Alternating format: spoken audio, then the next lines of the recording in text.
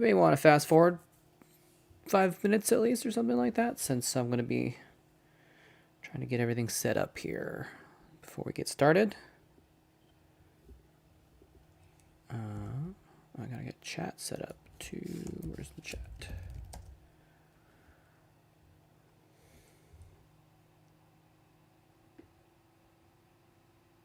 Chat app. All right, the stream looks to be good at least.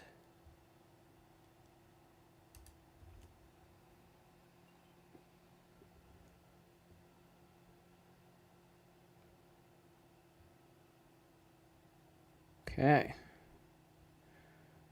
So the question is,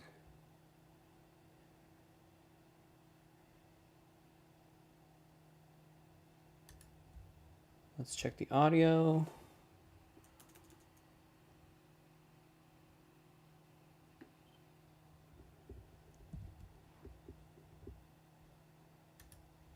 Okay, testing. Testing now with the game sounds.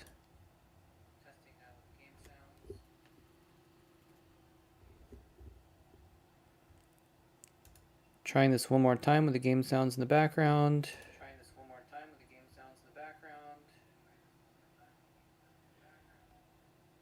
Can't hear them. So let's turn that up a little bit.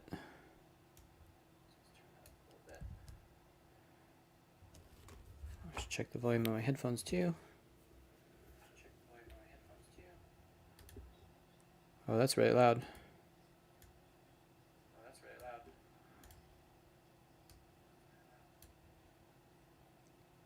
All right. Yeah, the feedback will go in a second. Don't worry. I'm just testing.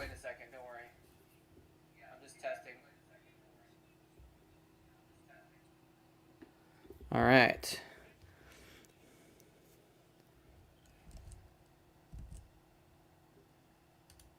Okay, that seems good. Thank you for letting me know. How's it going?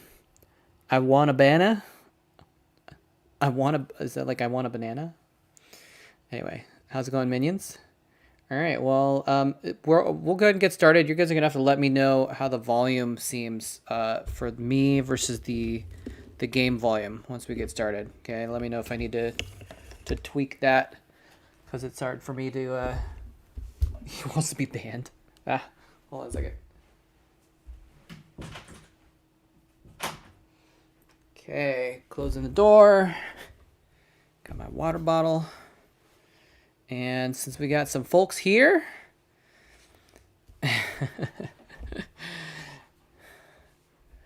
let's go ahead and get started. So, if you guys were not here last time, we were watching the Winners League, and I think it was like a Winners League finals or something like that, actually.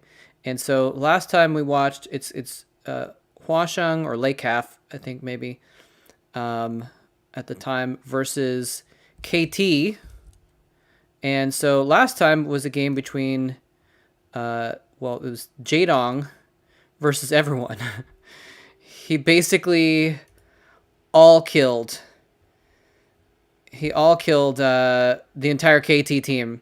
And Flash was the last person, and he actually finished off Flash as the last one. Let's get rid of this starting thing.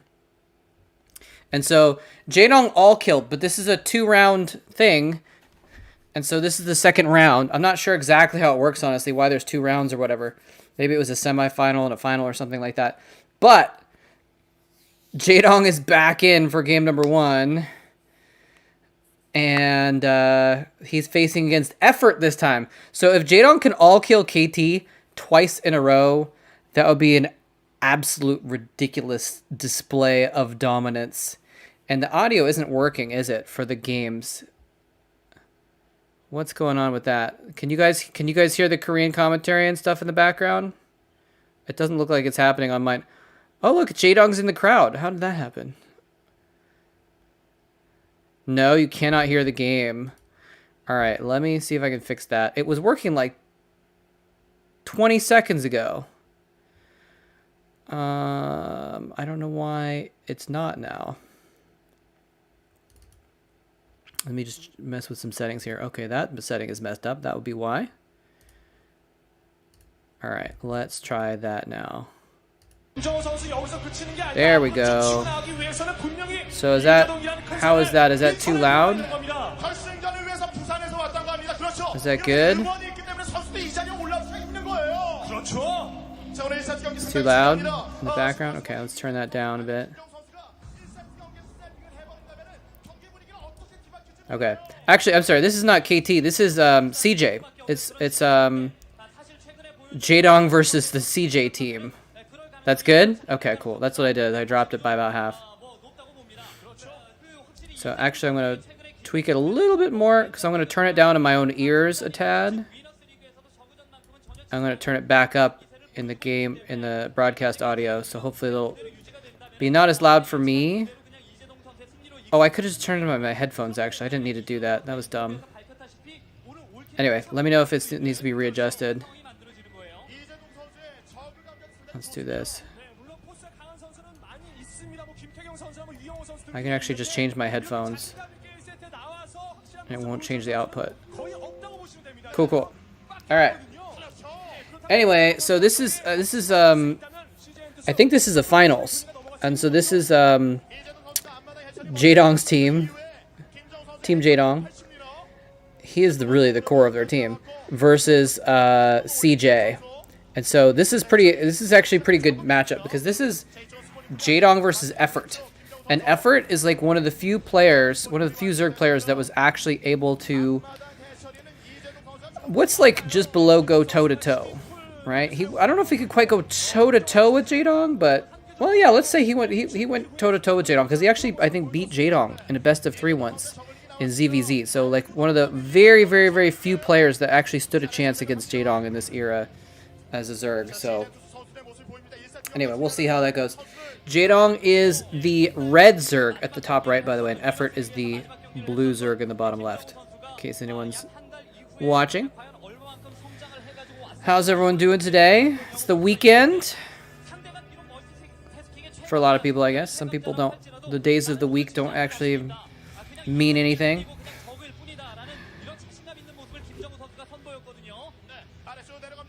Sorry, just checking something over here on my phone real quick.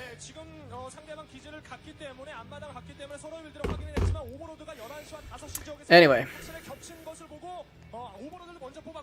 Effort is a very studious player. Great work ethic, and it shows still nowadays. Yeah, Effort has really become... I mean, he was already one of the top Zergs back then, but like he has really been one of the top Zergs of the last couple of years. I was actually... Oh, is he gonna... Jaedong gonna get a drone? Oh, he gets a drone. Every drone is a big deal in ZVZ. Is he gonna get another drone? No, I don't think he's getting another drone. One of the Lings died. This one Ling is gonna stay alive. He's ignoring it. He's just gonna ignore that one injured Ling. He's like, I can't waste my time with my own Zerglings. Oh, is he gonna get another drone? Oh, the drone kills the Ling. Baited. Their spires about the same time. So I was just watching a video. It was on Team Liquid. It was at the top of the Brood War forum a couple days ago or something. A few days ago, and it was a subtitled, a fan subbed video of an interview with Jaedong about, or no, it was one of Jaedong's videos, right? It was on Jaedong's like own YouTube channel or something like that, and he was talking about, I think it was a clip from his stream. He was talking about the old days and how his team had the most hardcore, almost dictatorial practice schedule of any of the other teams. And that's why his team did so well in the team leagues. He just basically said like they just practiced literally 100% of their time. Is that Idra? That was Idra in the stands watching the game, right? I'm not crazy, am I?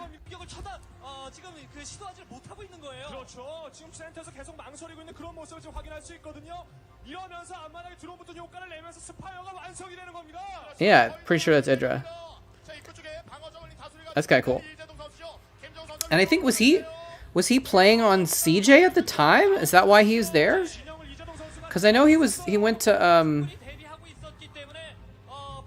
oh, what was the Eastro? He was on Eastro, but I think he was playing for CJ for a minute. Also, right? I can't remember. That is a lot of lings for both players. You think he has more lings than Jaedong?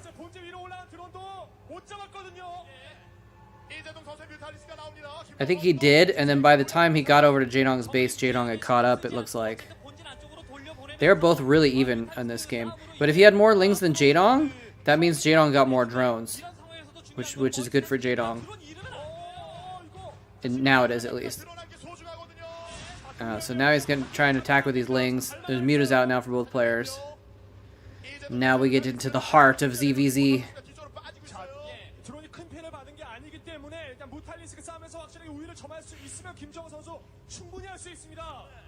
Concaves are so hard to make work in ZVZ too. Like, it's really easy to bait the lings out of order, you know? Or if they're on hold position so they don't get out of order, it's easy to break a hole in them in their line, you know? But I mean, these guys are obviously such high level that that's not going to happen to either of them. You know, they'll be paying attention to their lings all the time. But it's interesting, they're so far apart on this map that the you know, it's hard for either player to really go for an attack. Oh, a couple lings snuck in. He's trying to get the drones. Doesn't get any drones.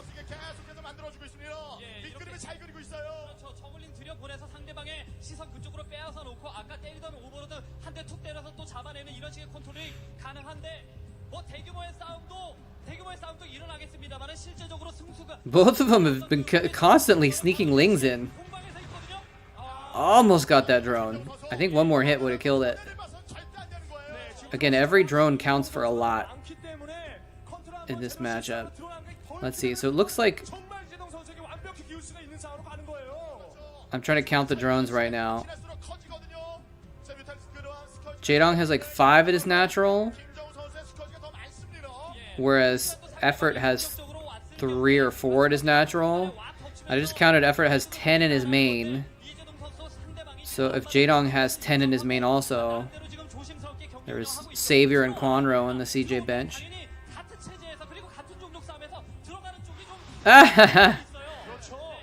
One of the fan cheerleaders with her bullhorn. Oh, he just hatched a couple more drones as natural. Okay. Lots of Scourge. I want to see Jaedong's main. See how many drones he has. 1, 2. Okay, so he has about the same amount in his main. Maybe 1 or 2 more.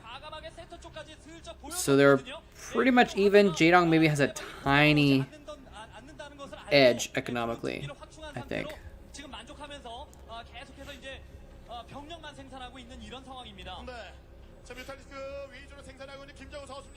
But Effort's been building Scourge and drones, so he could catch up. Tension is crazy. Yeah, and this is like I said, I'm pretty sure this is a finals too, actually. Look at that guy. Oh, here we go. He's going for it. He's pushing across the map. He's gonna get the Overlord for free. And here we go. The Scourge dive in. The Scourge come from behind. Jaedong's Scourge are spread more. Oh man, that Scourge spread was insane. Jaedong has more, I think, but Effort is able to produce at home. This is an insane time. I don't know how Jaedong did this.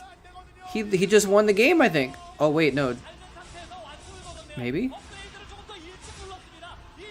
Look at him micro against those Scourge. What a boss. What a boss. Yeah, he wins. Oh. Yeah, Effort is forced to just continue making Scourge now. Effort's trying to make Zerglings to counterattack. He's constantly making Scourge because he has to. And Jaedong's just picking him off. It's just gas going to waste. Jaedong was going to win this. Because Jaedong's so good, he can pick him off. Yeah, GG is right. Holy crap. I wonder how... I mean, Jaedong had that timing just perfect, that he was able to get in there when he just had a little bit more. I wonder... I'm going to go back and see if I can find the moment when he goes across the map. Zerglings. Here he's flying across the map. It looks like he's got... I don't know if you guys can see my pointer, my mouse pointer. Can you? Yeah, I think you maybe. No, I don't know. Anyway, it looks like Jaedong has about 20 Mutalisks. And Scourge. Hold on, this is the moment. This is the moment right here. Sorry, you guys should be able to see it now. Yeah, for some reason it freezes when I tab over to the game. It's weird.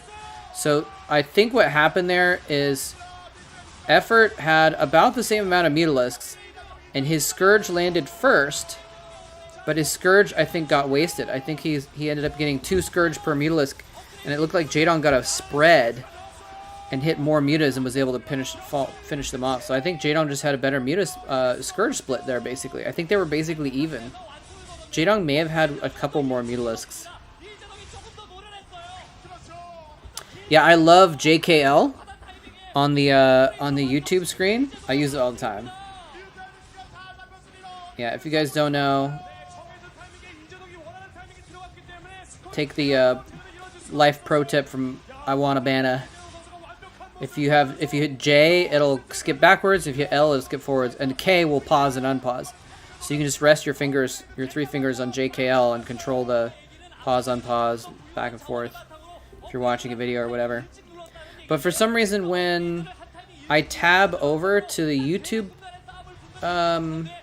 window on my computer, it freezes in OBS, and that doesn't make any sense at all, but OBS is just quirky sometimes, so sorry about that. Anyway, there's the GG. Spacebar to pause works too, but I've had issues where I hit spacebar, it tabs down the page or something like that if it's not selected. So Jaedong wins again. Can he get another all kill? He all killed all of the team KT, including Flash. He just took out CJ's best player, probably, actually. I think Effort might be their best player. All right, well, let's see here. Oh, this is Iris, actually. Oh, a little loud. So the next game is Iris versus Jaedong. And, you know, Iris might stand a better chance. Because, again, you know, it's JVZ. You know, Jaedong is just so good at ZVZ. It's a different matchup, right? Now, Iris, I wouldn't ever usually consider to be, like, one of the best players. But this is 2009, right? And it was 2000... Well, I guess it was, like, 2007? When did Iris get to the finals against GG Play? That might have been 2007, actually. Yeah, so this is a couple years after that. So maybe Iris isn't in the best of shape. Maybe 2007 was his peak. But Iris has always been solid. Iris definitely has a chance against Jaedong. It's not like he's just going to get blown away. I mean, obviously Jaedong's ZVT is still godlike, but he never hit like 85+% win rate on ZVT, I don't think, which is what he hit in ZVZ. It's incredible.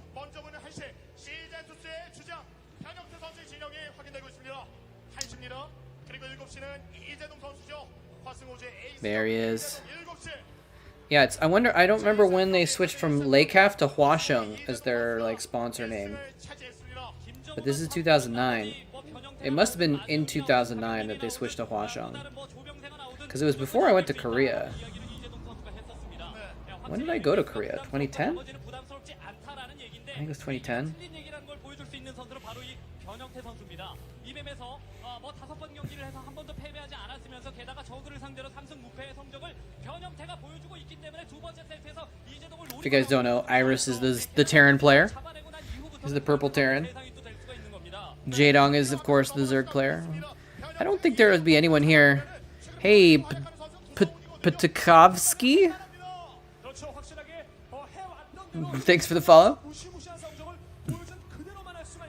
No, I was in Korea several years ago. I was in Korea for a year and a half, maybe a little more, back in, I think it was 2011 to 2012. I think that's when I was there. For some reason, I'm having to remember. It was 2010 or 2011 that I went there. When was that? I'd have to think a lot about. I'd have to count backwards in my head. That's how I like figure out when stuff happened. Is I'll count backwards and I'll be like, okay, I was at that place for a year. I worked at that job for 3 years before that. So I'd have to like count backwards, but I don't know if it's worth the effort of me like thinking that hard about it. Last OSL was 2012. There you go. Then that's when I was there, because I left right shortly after the last OSL, or not shortly. It was like 4 months or something like that. But now that you mention that you're right. The last, I remember 2012 being kind of the end of things. Sorry if you guys could hear the squeaking of that bottle closing. That might have been weird because we were right next to the mic. How's it going, Compass Tank? If you're just joining us, we're watching Winners League. I think this is the finals. I actually haven't checked, but I think this is the finals of Winners League. And last time we watched Jaedong all kill KT, and now he's up against CJ, and he's already got 1 kill on the board. So, all well, good stuff. So it's like, can Jaedong all kill 2 of the best teams in a row? Because these were played a week apart, so I know they were right next to each other. I think so. I think the previous one was the semifinals or something, and this is the finals.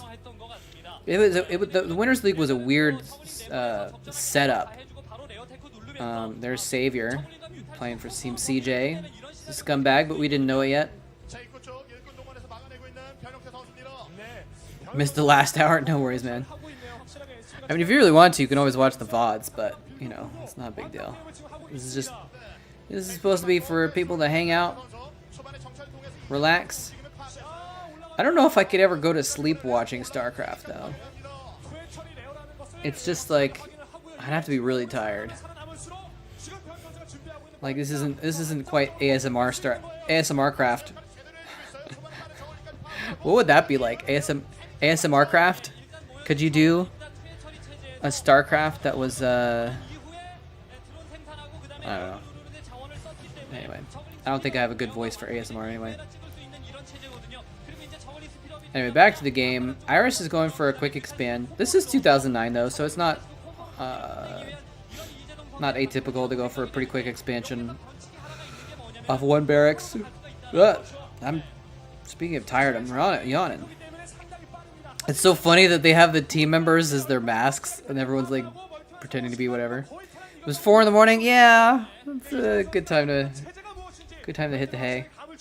That's why I have the two days I'm doing this show at different times. So it's just at least once a week. It's a good time zone for everyone, you know.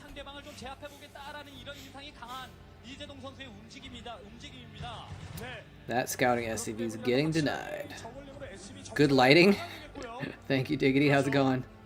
I just happened to have a random lamp, and I was like, I'll turn this lamp on. Works out okay. But yeah, lighting is actually like a little detail that's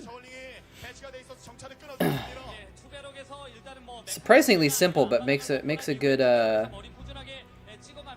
makes a difference. Makes a difference. All right, watch this. It's just without the lamp on, it just kind of looks. The camera looks kind of dull.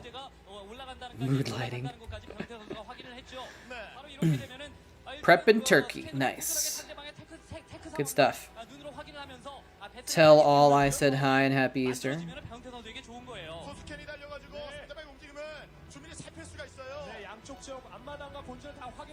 You doing a brine? Like an overnight brine or something like that? Yeah, I don't think I want to drive 1,000 miles round trip right now. I am going to be driving 1,000 miles probably in the next couple weeks, but the opposite direction, unfortunately. I mean, I'm kind of figuring I'll be back in California probably before the end of the year at some point anyway, for New Year's or something like that. So, you know, once things have settled down a little bit more and I've got a vaccine and things are opened up, I'll be easier to come see more people. And I'll definitely want to like take some time to come and visit everyone if I can. Then I'll drive a bajillion miles. Alright. The Jaedong meatless Karas has begun. The meatless Karas that has ended careers. Just with these mutas. Oh, and he's actually messing it up. That muta just... He's losing mutas? He just flew mutas through turret fire without it actually firing because it was rallied with the rest of them? That's kind of sloppy.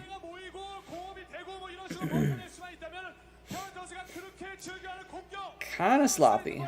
And Iris is good enough. He can take advantage of some sloppy play like that. Look at all the defenses he's built. He's built a lot of turrets. He's built bunkers.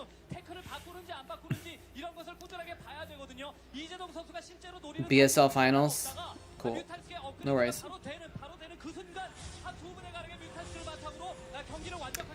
This is the Winners League finals, though. Is anyone in the BSL as good as Jaedong? I don't think so.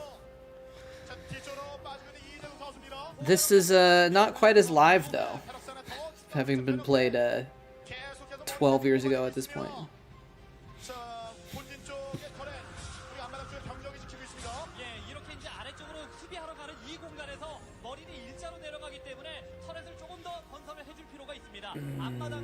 Let's see here.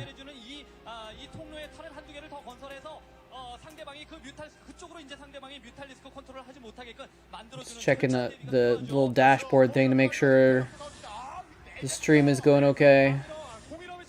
Looks like it's going well.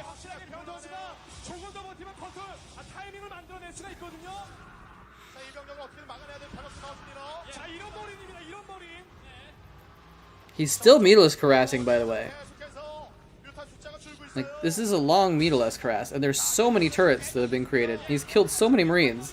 This is actually kind of incredible. Like, he messed up a little bit here and there, but this is kind of crazy. And Iris's own Sim City is kind of working against him.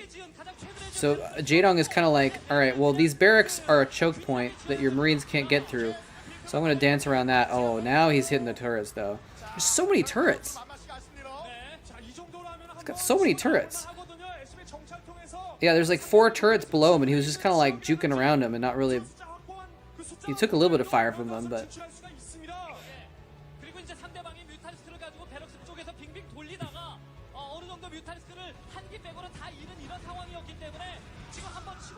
Jaedong's team watching the monitors there. Okay, so now Iris is feeling like he's able to push out in the map a little bit, but he might end up just turning back. Look at this, he's gonna have to turn back around. He's got so many turrets. He's got 3 turrets in the natural. He's got 4 by his main, and he's got like 3 others placed around his base. Kind of crazy. But I mean, Jaedong just keeps making Mutalisks, so it's not a bad decision. Now he's finally getting a starport. So he's nowhere near Irradiate still at this point. Now Jaedong only has 3 bases though. He hasn't been able to take like a 4th during this time. But 3 bases is still a lot of gas. Oh, and it's actually not just... He's got a lot of drones on minerals in his 3rd base too, actually. He's still got more Mutalisks. Oh my gosh. Or is that the same group? He's got a ton of mutas though. Quanro's sitting there being like, I would have made even more Mutalisks. I would have been even more aggressive. He would have had to make 20 turrets against me. Oh, He's double microing. Oh my god, he's microing both groups of mutas.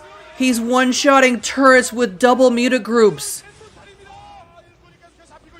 This is Jaedong, guys. This is the master of Zerg. Nope, that guy is not the master of Zerg. Jaedong is the master. Incredible. The double muta group micro to one-shot turrets. Holy shoot. That's amazing. He's like, you have 6 turrets in your main? I don't care. Pop, pop, pop, pop, pop. Jaedong just sat there with his 2 groups of mutas and shot the cans off the fence. Amazing.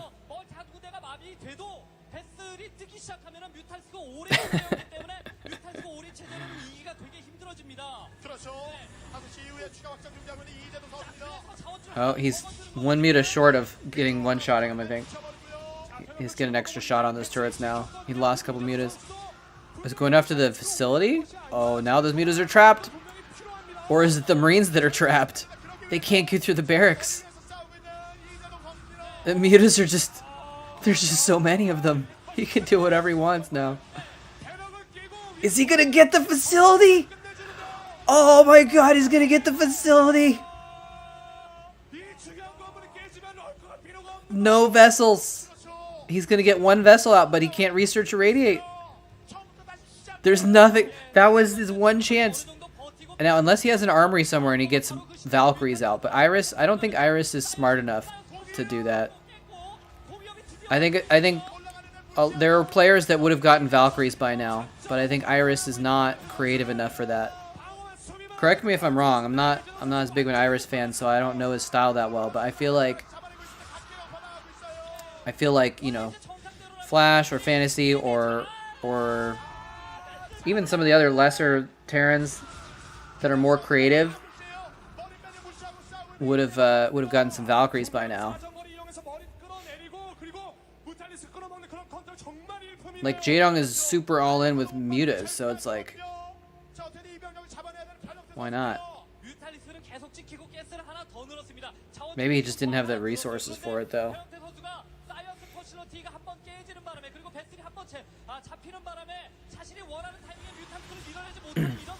How's it going, Dooter? Is that how you say it? Dooter? What's up, man?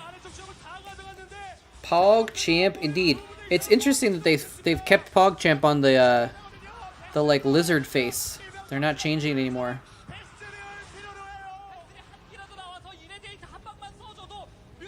You're from Berkeley? Met me twice? Nice.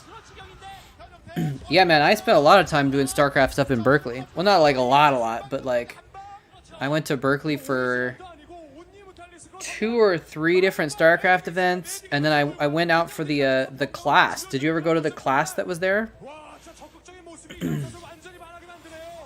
How's it going, Stormcall?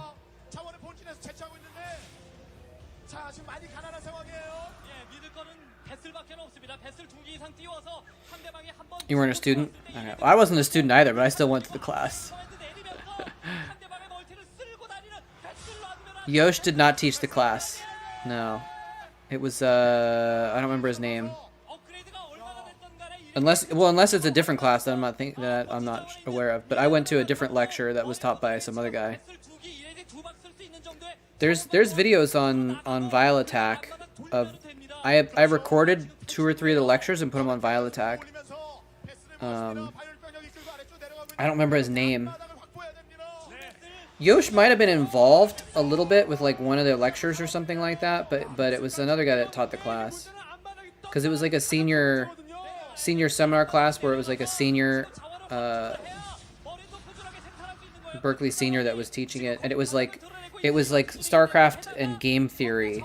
It wasn't just like StarCraft itself, but it was like teaching game theory around the topic of StarCraft. What is this link here? Yeah. Alan Fang, that's the guy's name.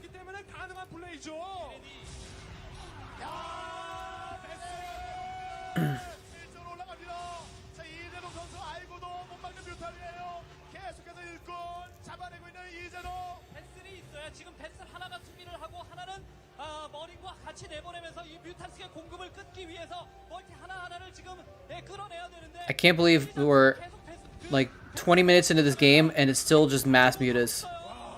And it's interesting because we've been watching a lot of like old games lately, and this is like the next generation of like Jelizerg, right? Jelizerg was doing mass mutas in like 2004, and now here Jaedong is doing it in 2009, but he's doing it like crazier. There's the irradiates now. Well, I mean, he got the irradiates earlier also, but he's just attacking with the mutas. Is Jaedong about to lose? No, he's got 5 bases. He can't lose, right? No, okay. He's just got too much stuff.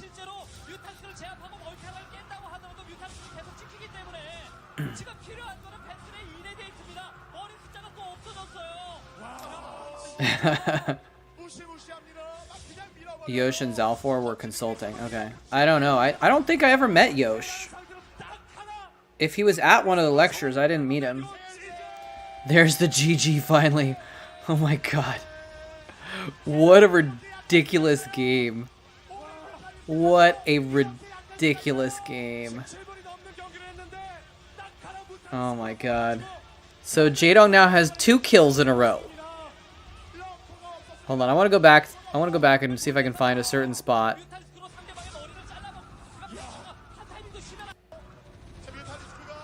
When he has the 2 mutas. Because this was like, this was one of those moments. I'm sorry, I know you guys can't see it when I'm on the video. I don't know why it freezes the video when I'm like looking at the video, but I'm trying to find the moment where he uses the 2 groups of mutalisks, and because this is a moment where like I was just watching a baseball game on TV the other day, right? Hold on a sec. I'm gonna get this thought out. So I was watching a baseball game on TV the other day, and they were doing this like, I think it was a commercial or something like that. But they were showing these like these epic moments from like baseball history. Like, you know, I think it was Willie Mays doing the backwards catch, right? The no-look catch where the ball fell over his shoulder into his glove, and like, you know, just these just epic moments of like, you know. Whoever was it, Lou Gehrig or someone that called their shot, Babe Ruth or something called their shot. They pointed to the stands, and the next pitch they hit it out. Like these famous moments. Like I feel like this should be one of those famous moments in Brood War, right? When it's just like just an exercise in just the ridiculousness of the high level. That look at that. Just look at this. He's got 2 groups of mutalisks, and he's microing them as one to pop turrets in one shot. Oh, you guys can't. Oh, crap. Sorry, hold on. Here we go. Look at this. Boom. Boom. Boom. Like, for me, that's Willie Mays catching the ball over his shoulder, you know? It's just beautiful, and it's just mind-blowing. It's just insane that he's, you know, if you think about the evolution of StarCraft, where it had to get to a point where people could micro mutas against turrets and marines that way, and it's like that was a skill that the best had to spend years mastering, and Jaedong does it double. He does it with 2 groups at once, and it looks seamless. Like, you have to be on just such another level. It's just, I don't even know what to say. It's just like, it's just amazing. It just blows my mind. So anyway, so that's why like this is like one of those moments for me in StarCraft, because, and I didn't realize it was in this game. I kind of remembered it, but then when I saw it again, I was like, oh yeah, this is the moment when he does it with the mutas. So I kind of remember watching this game, you know, 12 years ago or whatever. Absolutely amazing. Anyway. Yeah, Yosh versus Skew. Your first Foreigner game. Nice. I'm sure that's still on your channel, too. If you guys don't know, Diggity is back as well, doing some casting. Make sure you check out his channel. You've been streaming lately too, right? So follow Diggity on. I think you can. If you're in Twitch, you can just click on his name in the chat and follow him, right? If you're not following him already.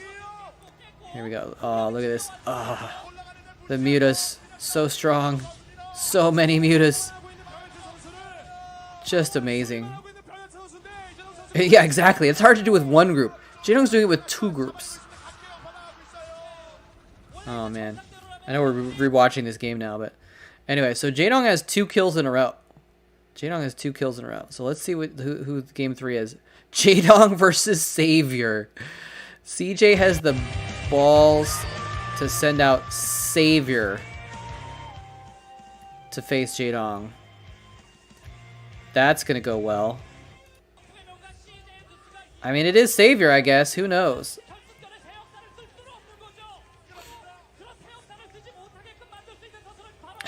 Yeah, I was talking about you. Jaedong versus Savior. I hope Jaedong wrecks his cheating punk butt. The lost Zerg, yeah. But I mean, also, it's just like Savior hasn't been in form for 2 years now at this point in 2009, and Jaedong is on top. So it's like Jaedong is like the best ZVZ player of all time. Of all time. And Savior was good at ZVZ at one point, but he's nowhere near Jaedong's level. So I just really don't understand putting Savior in to try and stop Jaedong's all kill. It just doesn't make sense.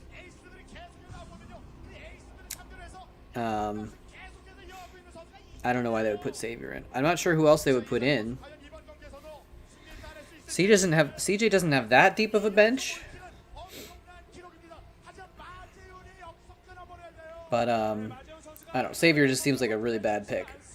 Send Savior in. If someone else beats Jaedong, you can send Savior in later in the series maybe. He might be able to get a ZVT or a ZVP, but there's no way Savior beats Jaedong in a ZVZ. Maybe they're just hoping for a rock, paper, scissors win or something like that. But, you know, again, making the baseball metaphor, it's like doing a bunt to try and get a player in to get a run or something like that, you know? But it doesn't look like Savior's doing anything like a 9 pool or something like that that could catch Jaedong off guard. Jaedong was a more fun player to watch than Flash or Bisu. I think so. I wouldn't say like by a lot. I don't know. I'm. Some people really like certain matchups and certain races and stuff. I'm pretty much like, I like it all. I'll even watch TVTs. I love TVTs even. Mirror matchups are fine by me. Flash's face twitches. But I can't even imitate his face twitches. You remember the time when he was like warming up and he was doing this in the booth? But yeah, he had this crazy eye twitch thing going on sometimes. But I would say that Jaedong is more fun to watch than Bisu or Flash. But that's might be just because I feel like Zerg is more fun to watch in general. Like there's just something about the swarm, you know, that I just enjoy. I don't know.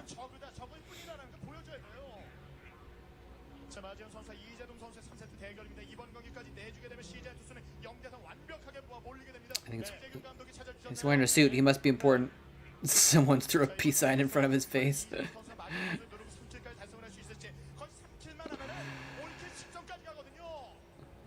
Wow. There's a CJ fan really intently hoping that Savior can pull off a miracle. He's hoping his Savior can pull off a miracle? I guess if anyone's going to pull off miracles, it's Savior, in a way. But he pulled off anti-miracles in reality. Throwing games, ruining esports. What was the Zerg that played that Cholera liked that would play really well and always managed to lose? Was it Hyuk? Is that what you're talking about? I think it sounds like you're talking about Hyuk.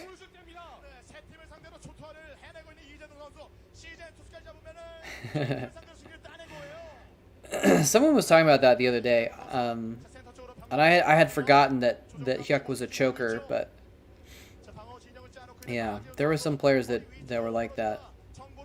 Inverted Quanro. They wore masks even back then. Yeah.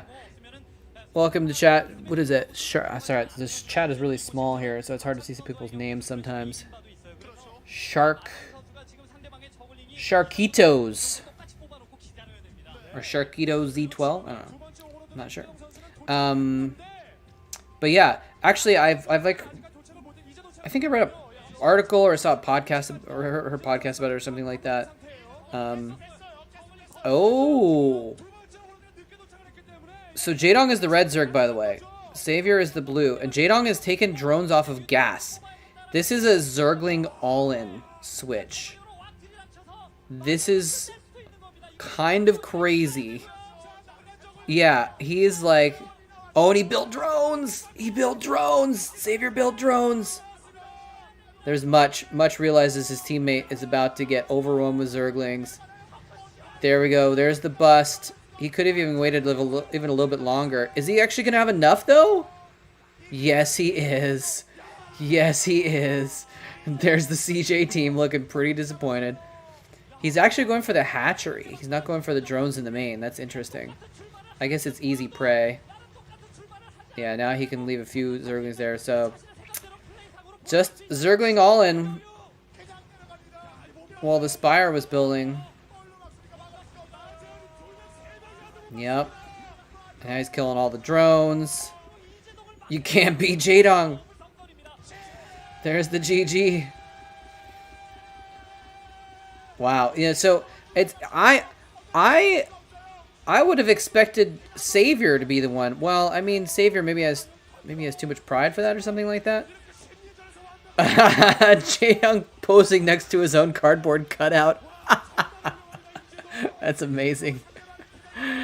Oh, that's amazing. Let's go back. Well, we gotta look at Savior's disappointed face again and relish his pain. Yeah, screw you, Savior. Get out of here, jerk. And then Jaedong comes out here. He poses with his own cutout. That's so funny.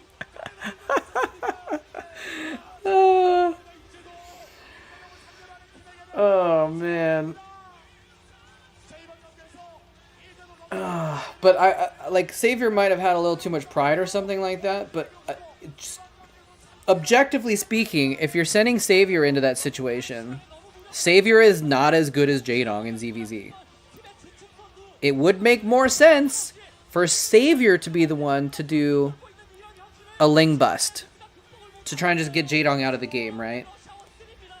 But instead, Jaedong plays it the other way around. Oh, man.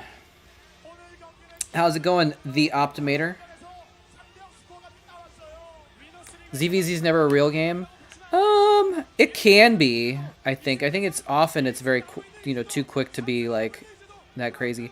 I think especially later on, too, because after Zero kind of started showing people that you could use static defense and spores and sunkens and stuff like that. And he changed the way the game was played. I think after that, look at the score, by the way. His score's covered up now, but it's 0-3. Jaedong is 1 win away from all killing again. Or maybe is it best of 4 or best of 5, actually? It might be a best of 5 in the finals. But either way, Jaedong is on his way to all killing CJ in the finals. Because in the Winners League, if you win, you stay, and they have to send someone else out. So, all right, who's next? Sky High. Sky High is next. All right, Sky High was a pretty good Terran. I don't know if he's quite Jaedong's level though, so I think Jaedong might get an all kill again. We'll see. But Sky High is good. And they might have prepared certain players for certain situations too.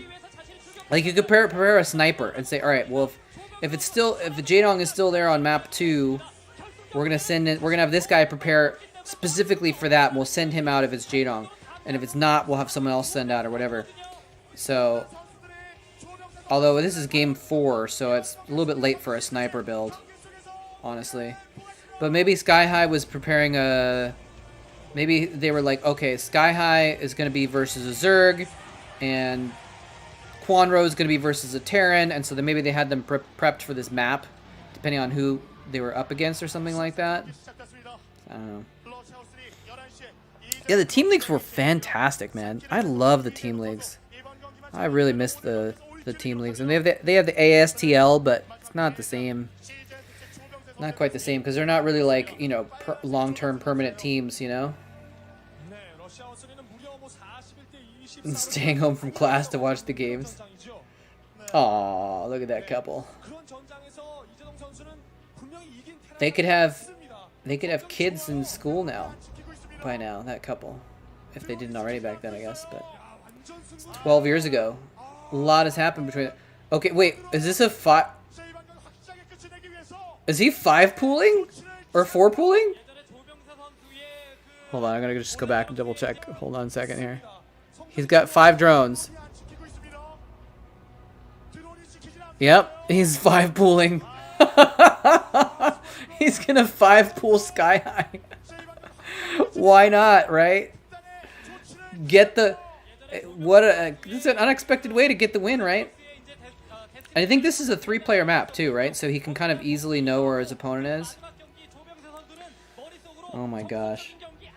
Yeah, Jaedong doesn't have anything to prove by cheesing on this last game. And you might not expect him to cheese either, right? So go for it. And before reverse all kill? From Sky High? I don't know if Sky High was that good. Is he gonna expand? Oh, he built barracks. Okay. I was like, this SCV is going to the base! It was just a scouting SCV. But still. I mean, he still has to survive this 4 pool or 5 pool. It looks like he went up to 6 drones as well. So he had perfect supply to make 6 lings on top of the 6 drones. He's gonna keep making lings. I bet. Where was Bisu? He was around. No. Bisu, this is 2009. Bisu was definitely a high-level player. But this is Lake Cat versus CJ. This is not SKT. Rip. Yeah, how is he gonna deal with these Zerglings? He's finally getting a scout, and he's like, oh shoot, there's no hatchery there. He has to build a bunker like right now. He has to build a bunker right now. He's not building a bunker. Oh no. Is he just dead? Is this just Jaedong just wins the series? The Marine is... Oh, we can't lose the Marine! We can't lose the Marine! The Marine dies! Both Marines die! GG! Wait, is Jaedong not making more lings though? Did he switch into Econ?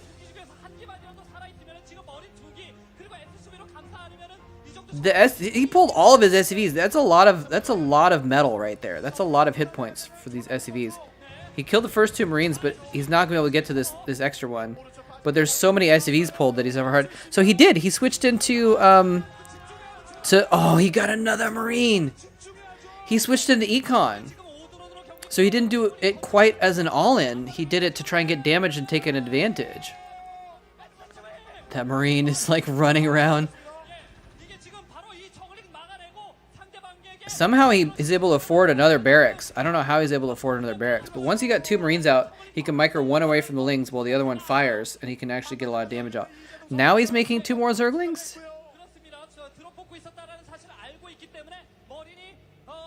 Yeah, but here's the thing. He lost a lot of mining time, but he didn't lose any SCVs. Like maybe 1. So he kept all the SCVs alive, and now they can just jump back on the minerals. It's so funny with the masks. So, like, Jaedong, I don't know if he did enough. I don't know.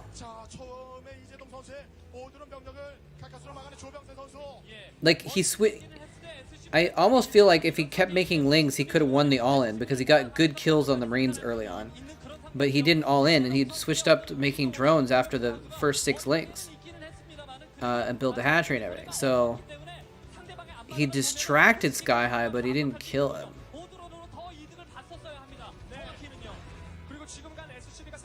5 pool and 2 hatch muta. That's what it looks like. That's what it looks like. He's stopping the scout. Now, this is interesting. So, Jaedong is hiding his Zerglings. I think what he is wanting to do is bait Sky High into moving out on the map with his Marines and trying to do a counterattack. And now, never mind, now he's showing the Lings. Okay. Sky High's turning around. Oh, no, he has 7 Marines, 8 Marines, 9, 10 almost. So that's enough to deal with those Zerglings. So Jaedong has to make these Zerglings to kind of defend now. I'm surprised he didn't make a Sunken, actually. Oh. Ooh, that was a bloodbath.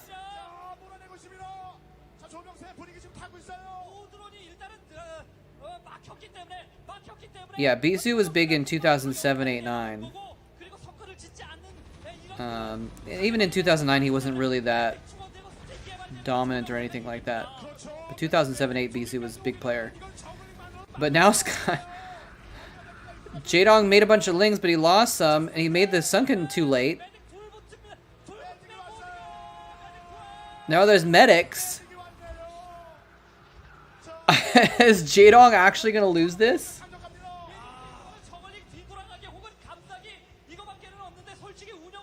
My phone's distracting me, guys.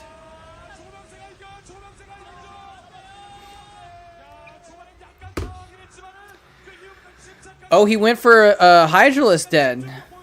He's trying to go fast lurkers. There's a fire bat there now. Multiple fire bats. This is over. G to the G. Wow.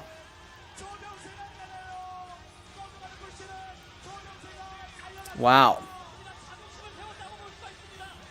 Sky High stops the all kill. Now I think Sky High is the last one.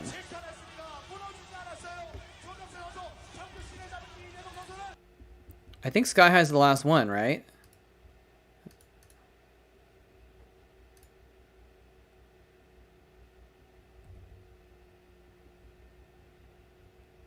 Let me check here.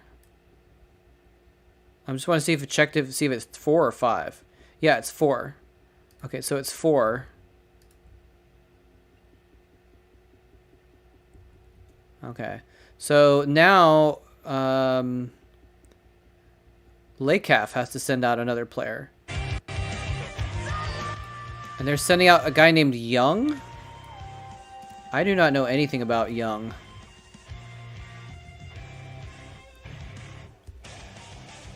Yeah, in like 2007, Bisu seemed like he was unbeatable. Ish. Stork came close to beating him. Stork should have beaten him, honestly. Yeah, Diggity, I actually thought the exact same thing the other day. I thought Jaedong didn't do that well until 2007. But someone linked me on this show a game from Jaedong versus Stork in 2007. And I think that was Stork's first silver. So Jaedong, his first win was in 2007. Which I was like, really?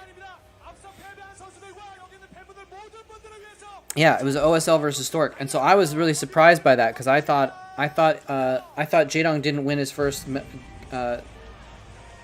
Star League until 2008, but I was wrong. I think Stork got 2 silvers in 2007 because he lost to Bisu in the MSL and he lost to Jaedong in the OSL. But Stork got 2 silvers in 2007.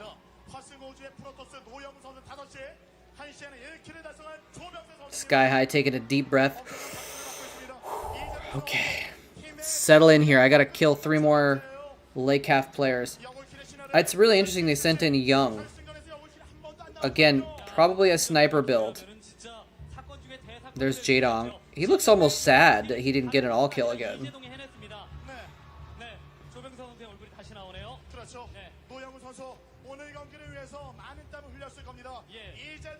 There's a Sky High mask. Maybe I wonder if Lake Half even said like, all right, well this guy Young, he's a sniper, but also he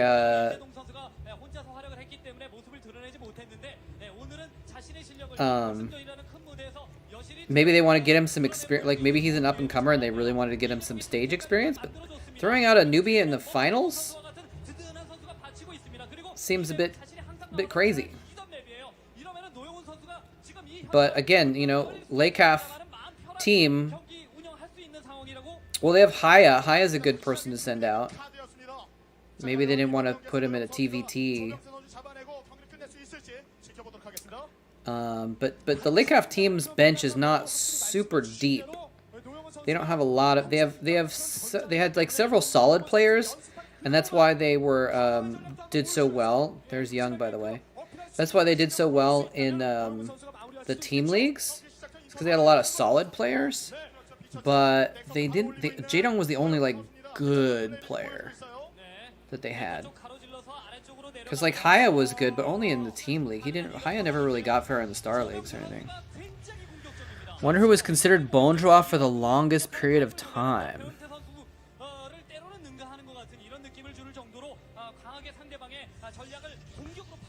I think you're right, Diggity, but I don't remember either. I'll look it up.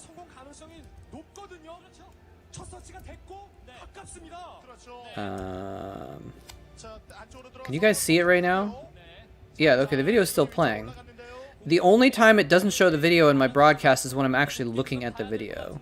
That's kind of weird.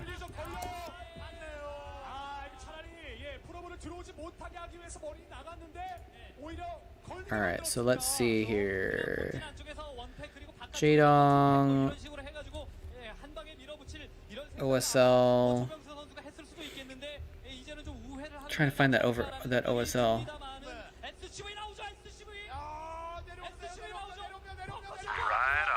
STX Cup Masters 2019 final all-kill format where one player counts as one life, and when one team has claimed 4 they click one link at a time and view to keep future links, not spoiling who gets to survive SPO 7-1. Alright. Thank you very much, Max, for the tip. How's it going, sir?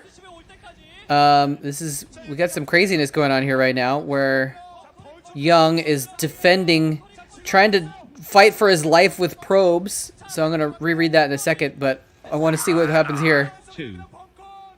Oh, it's a double tip. Wait, now he's retreating though.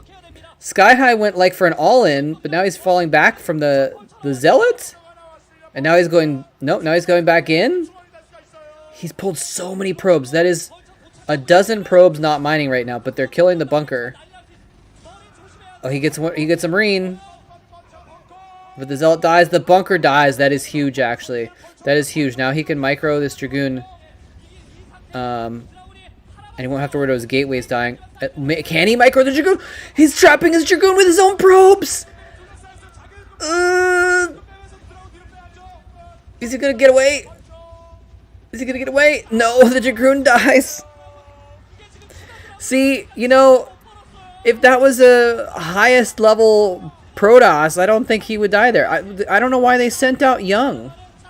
That seems ridiculous. Why would they send out a look, he's gonna lose his Artosis pylon too. Oh, he's going after he gets the pylon. That's gotta be game. That's gotta be game. Even though he has these two Dragoons, he's not gonna be making any units or upgrading his Dragoons for a while. Sky High isn't really fighting that hard either, though. He lost a lot of SCVs, and he was just A moving his his vultures. If he gets mines, though, it might be over. Does he have mines? Does he have mines? Oh, I didn't even realize Young Fast expanded. I'm gonna reread your messages in a minute, though, as soon as this game is over. Max, thank you very much again.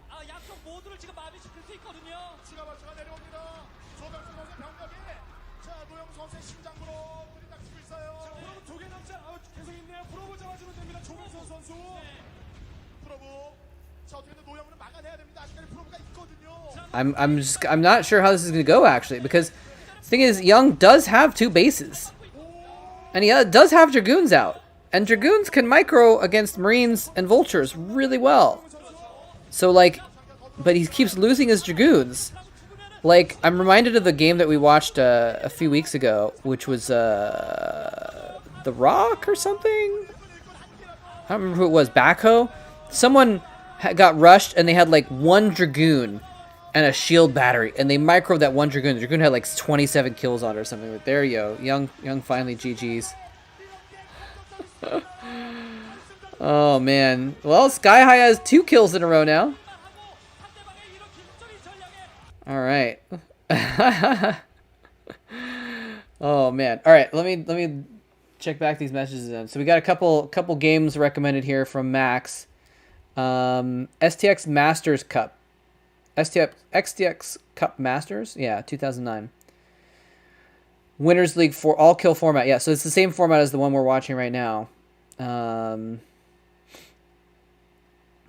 Click 1 link at a time to keep future links not spoiling. Okay. Oh, is this a whole series? 1, 2. Okay, cool. So we got the whole series. So Max, do you want to finish watching this series first?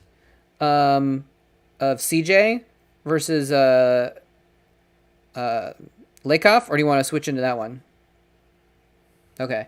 So this has potentially 2 more games left at the most, and then we'll watch the Masters one.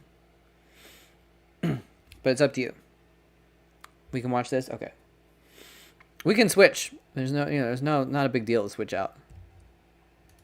All right. So next up we got Spear, another Protoss player, if I remember correctly. Not Lieutenant Spears, just Spear. Good old band of brothers, making it so that every Call of Duty player in the world was named Lieutenant Spears, because he was such a badass in the show Band of Brothers.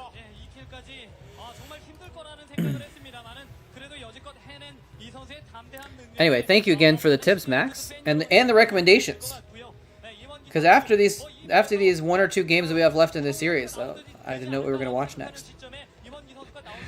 But I wanted to watch this though, because like I said, it was the we watched last week. We watched Jaedong all kill, and I wanted to see if he could double all kill to win, just basically single-handedly win the team league. You know,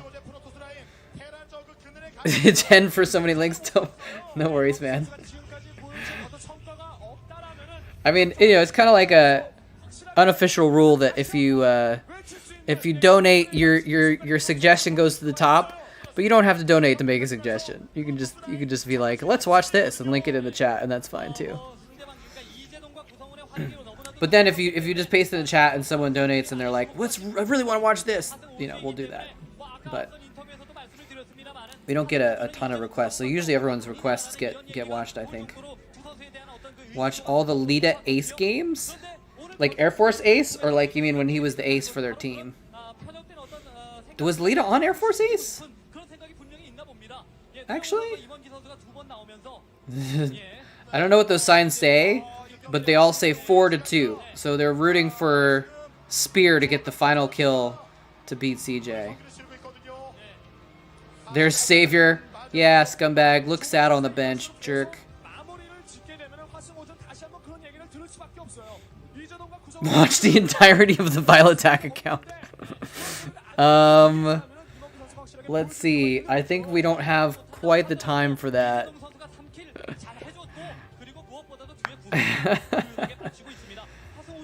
There's not that many videos on that account, but there's probably a few hundred games on that account, right? Because there's also Navake. Watching all of the Navake account would take us 미네랄 확장 기지에다가 넥서스 워프했죠. months. 테라를 상대로 부유 Probably take us the entire year. It probably takes an entire year. 이원기 선수가 무난하게 보여주고 있습니다. Like 24 hours a day watching for an entire year, basically. 보여주면서 많이 꺾어냈었죠. 조병세 선수는 가스 조절 들어갑니다. 네, 가스 조절을 하고 있는데 Lita was 13-3 in ace games? Holy crap, I didn't realize that. 들어가서 확인하고 있는 조병세 선수예요. 위치상으로는 테란이 Watch all the Noni FP VODs? What? 프로토스의 중립 Or Nuni? 올라가고 있는 지역이기 때문에 스타팅상으로 정확히 놓고 봤을 때는 Did Nuni post some of his FP VODs? 바로 그런 측면을 이용을 해서 공격적으로 I actually don't know. 아니면은 이용호 선수처럼 원팩 유지하면서 He was fun to watch though, to watch play. He was really good. I don't think I ever watched any FP VODs, but I watched over his shoulder as he played at like WCG and some other stuff like that. So I've seen him play. He was really, really good. He still is really, really good. He plays StarCraft 2 still. Actually, he streams also. He's a Grandmaster, I think, right now. 이명기 선수 위쪽으로 나갑니다. 자, 정찰하려고 합니다. 중간에 끊어주고 있어 조병세 선수. 네, 아주 Wow, I did not realize Lita was that good 자, 가스 다시 캐요. at that time. That's pretty amazing. I knew he was really good player, but like I didn't realize he was that solid 확실하게 보지 못했어요. 네. 초반에 분명히 when he was on Air Force or whatever. 하지만 충분히 조병세 I actually have it. I think it's on my YouTube channel, but I actually have a video 숫자까지 파악하고 있는 조병세 of the very first game of StarCraft 2 that Lita ever played. 확인하고 있습니다. Because he came over to the GOM TV house, and he played on I think he played on Doa's computer, or maybe he was playing against Doa or something like that. But I think he played on Doa's computer, something like that.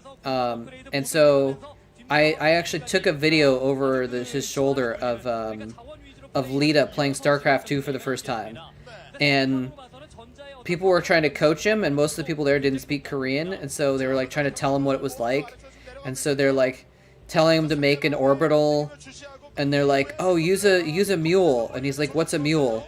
And I remember I said, or someone said, like, mule, same, tasol SCV.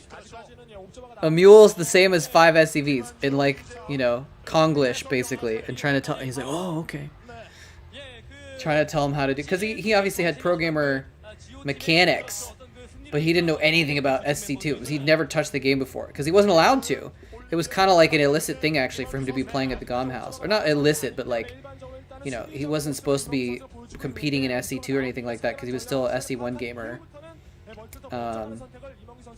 So I think his coach was there too, or someone was there, and they told me not to post the video, and so I actually waited like a couple years until SC2 was like okay in Korea to post that, because I didn't want to get Lita in trouble for having played SC2 or something like that at the GOM house.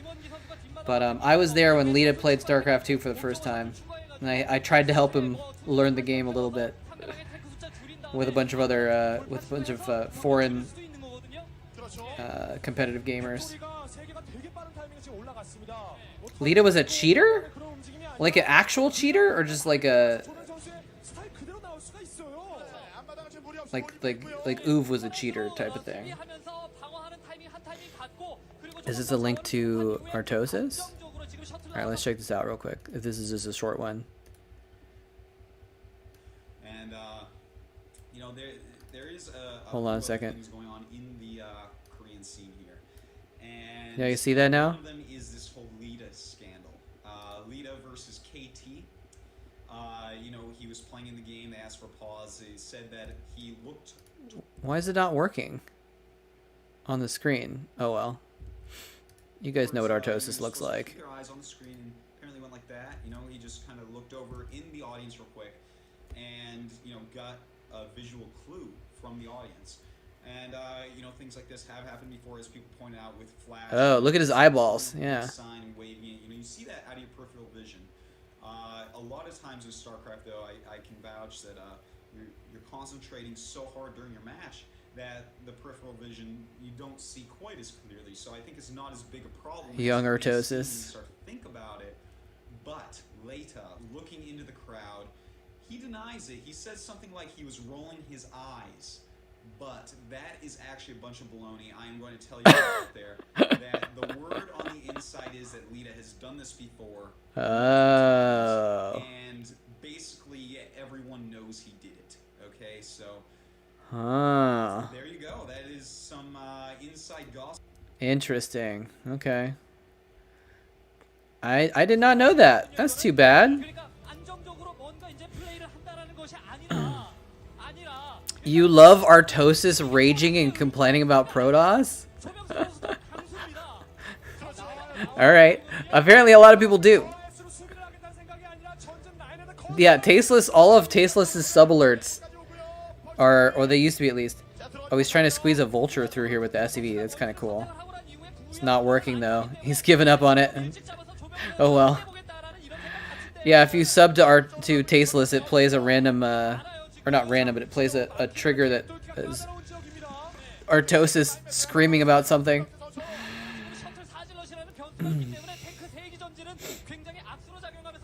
Miss Day 9 dailies. Yeah, Day 9 still streams and does some stuff too, but it's not quite the same as his dailies. Good for him though.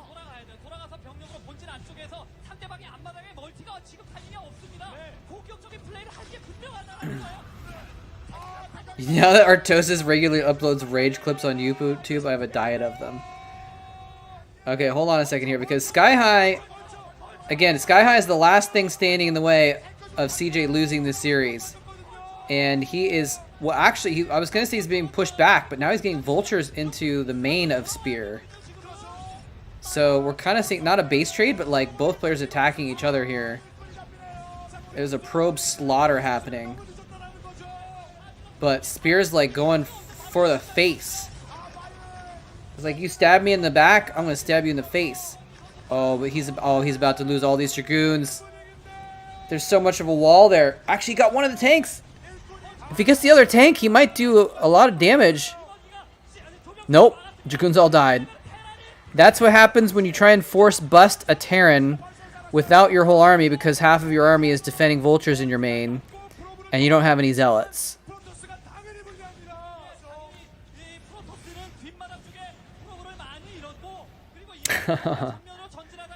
Yeah, I saw Artosis post a video of himself versus Stork. I can't play that on stream though. That's like a current video. I don't want to like steal Artosis's content. Oh, Day 9 is doing some StarCraft stuff. Cool. I know you were hoping for that. So I think Spear's not doing well. He just lost his whole army attacking in there. He did kill a couple tanks, but like he lost way more than he killed, I think, in that attack. And now these mines on his gateways are just killing him. Oh man. These mines are just wrecking him.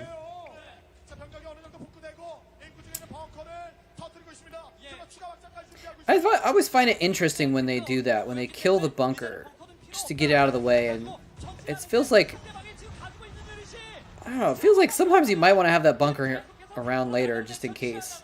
It doesn't hurt to keep it there, does it? I guess that choke point's kind of awkward. Yeah, like the SC for All link, SC for All doesn't exist anymore. They're definitely not monetizing that video. It's an old thing, and we're kind of talking about it, so that's different. But like showing this game versus Stork would be a little bit.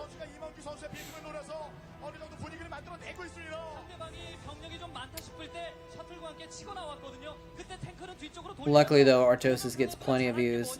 I don't think I'd be taking a lot away from him, but you know, he's a buddy of mine. I don't want to step on his toes. It blocks the tanks going out more, I guess, but his choke point was below the bunker, so I thought there was still plenty of room. Or his like ramp, I mean, where the tanks were coming out of his base. Anyway, I don't know. Obviously, Sky High knows better than I do what's the best move to play, so I'm gonna let Sky High do his thing. Okay, this is a kind of an interesting drop. Totally spotted by this pylon. That's the purpose of the pylon, is to spot this drop. Didn't pull his probes, though. He's like, alright, I'm going to spot this drop and not pull the probes. I'm going to let him die.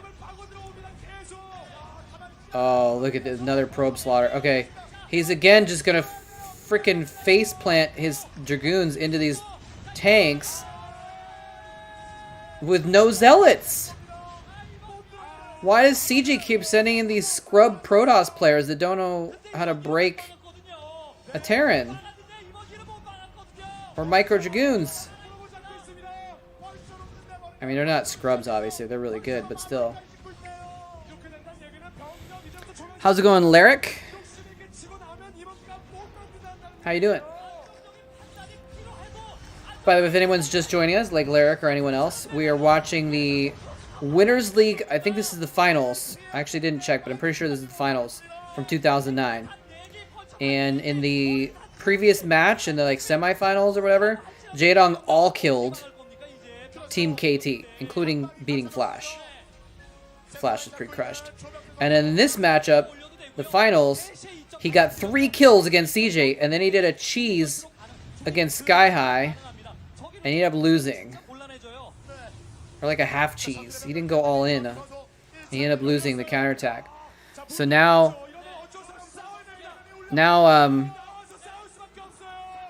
Jaedong's team keeps sending in these players to try and get that last kill, but they've sent in newer play. Oh, those Dragoons are so screwed. Those Dragoons are dead. And Sky High is about to march that army of tanks right on over, and he's gonna drop. He's gonna drop in the background as well. Wow. I mean, Spear has 3 bases, but he's lost so many probes. How many Dragoons can one lose to mines? You know what? Spear is trying to find out. He's trying to go for the record. There's the GG. Wow. So that means it's a tie. It's actually a tie. It's 3-3 now. So who's I don't even know who all is on Jaedong's team except for Haya. It's probably gonna be Haya, I bet, is gonna send out for the ace match for the final one. So it's probably gonna be a TVT. But it's tied up. Alright, let's see who... There we go. Yeah, here we go. Sky High. Sky High versus Haya.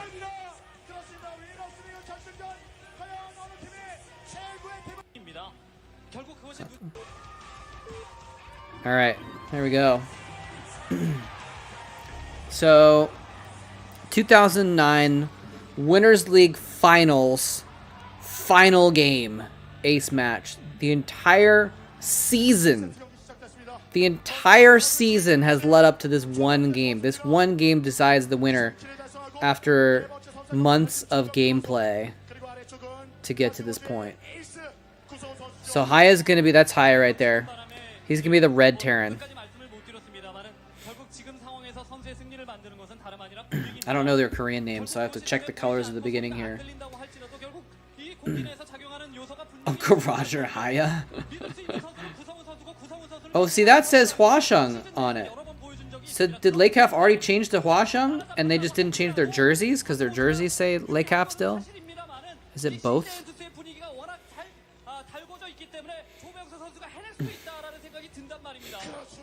I've only watched like one clip of Uncle Roger. I'm not sure. Is that something? Does he say Haya or something like that a lot?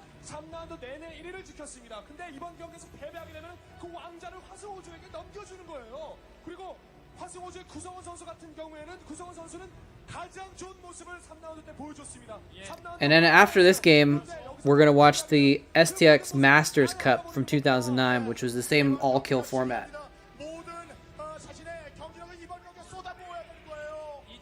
So we got a lot of team league games today. Catch a name? You mean like a nap? Is that what you meant? Anyway, adios, Diggity. Have a good one. 그렇죠. Got it. 더블킬이라는 게 어려운 거는 사실입니다만 Happy napping. 아니라면 충분히 도전해 보면 볼만한 가치가 있고 그 확률이 제로가 This is a cool view. I like this view a lot when they've got the 4 squares and they've got the first person view of each player and their face cam. I think that's cool. I think that's a cool view. That guy's probably like one of the sponsor people for CJ or something like that. Or maybe he's from Shinhan Bank, since Shinhan Bank sponsored the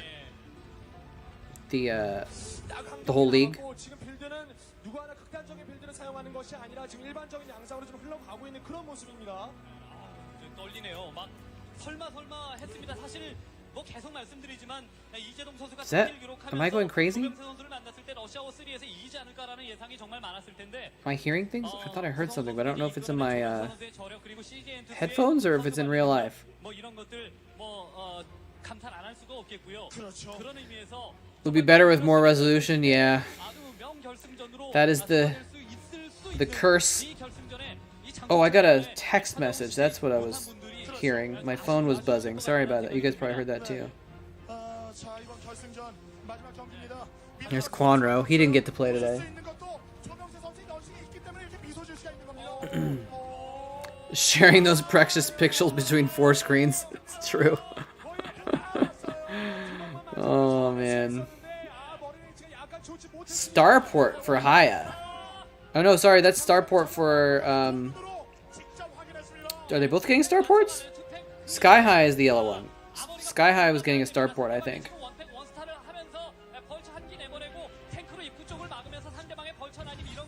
No scouting SCV getting in there. But he did scout that there wasn't an expansion, although it could be built on the high ground. 그렇죠. 아무리 바로 올리고 있는 구성훈 선수입니다. 조병세 선수가 자신의 빌드를 확인했거든요. 하지만 자신 못 봤어요. I'm actually kind of remembering too that like this is a point where Sky High started to get some cred because he's beaten 3 players, including Jaedong. He might get 4. I kind of remember that like this was a moment when people were like, "Oh, Sky High might be pretty good." Look at the Vulture battle. That was intense Vulture battle right there.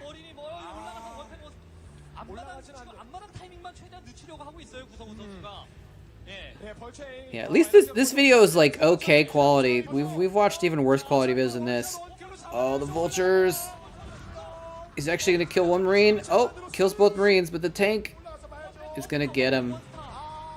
Doesn't spot the starport, BT dubs. Now this barracks though. No, he moves away. He moves it. He just moved it. He needed to go a little bit to the left, and he would have seen the control tower. So he doesn't know that the starport is there, and he doesn't know that wraiths are there. He's scouting. He's that poor barracks, or not poor barracks, but poor Haya, I guess, could have scouted this. I think we're seeing his first-person view. I'm trying to see. I don't think he has the starport as a mini-map. He definitely didn't see it. Yeah, pretty sure he didn't see it.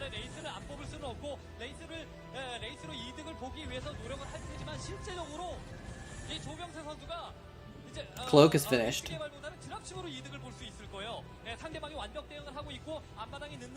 Where's he going with the Wraith? He was sending it across the map, and now he's retreating with it?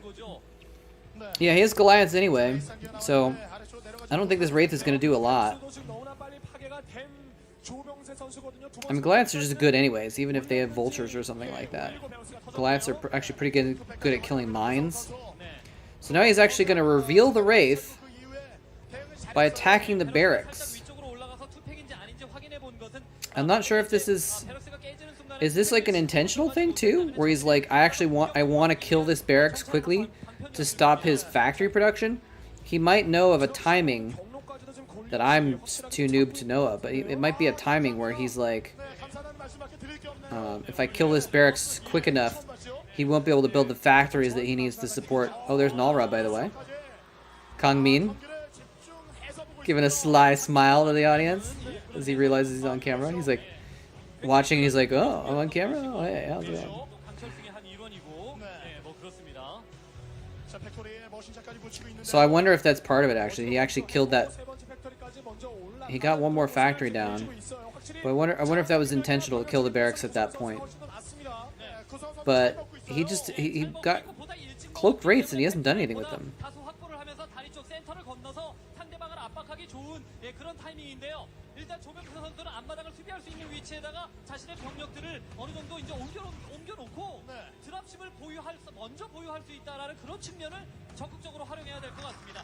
자, 시즈 모드에서 더 가면 안 됩니다. 탱크 잡히면 안 돼요. 마인맷을 돼 있거든요. 자, 이게 지금 피해서 오네요. 그냥 넘어오는데 마인 매설되는 거 봤으면은 제거를 하고. I just had a.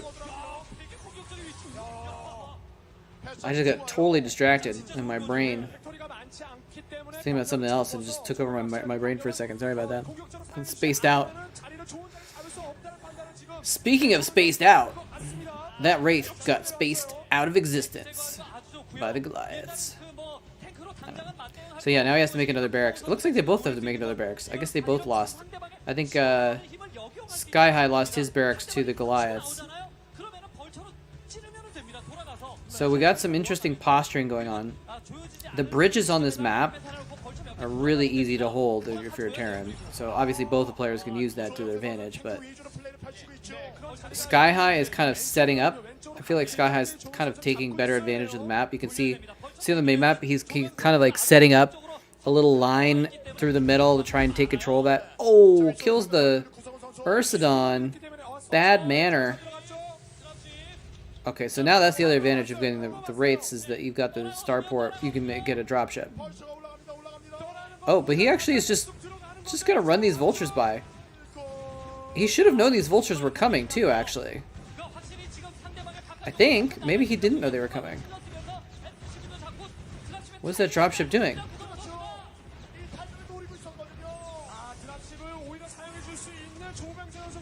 What was that dropship doing, I wonder? It looked like he was bringing the drop, like he was going to drop his vultures out of the dropship or something. But instead he's just like, I'm going to show you this dropship so you know I have it. I'm not going to use it. I'm also going to not send my drop to your base. Which would have been a nice thing to do during that. Who's that?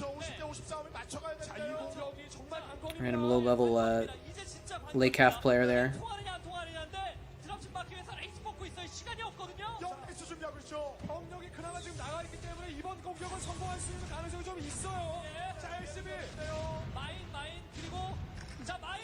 There's the drop. He's actually got tanks in there. This is really interesting. He moved the tanks down to the south. He's dropping on the high ground outside of Haya's main. But he's not going to get a ton out of this. He gets one depot. Oh, his tanks are blocking his own ramp. And look at him. That guy was like, what is he doing with those tanks? And he saw he was on screen and he's like, oops. Oh, are those not his mines? Is that what he's worried about? Oh, he also couldn't go down. Oh, the mines! He's having to fight with SCVs. He's having to drop his own tanks back. Oh, there's another. Oh, he has a Wraith in play now. This is crazy. This is a great final game. This is a really crazy game. Okay, so Sky High has Goliaths now to deal with this Wraith. It was cute for Haya to get Wraiths.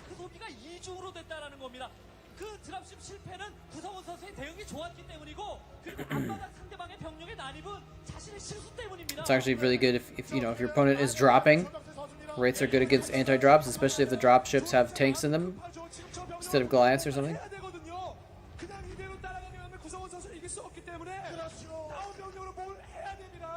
You know this is the last game of the finals. Even you can almost feel it in the excitement in the casters and in the air and in the audience, and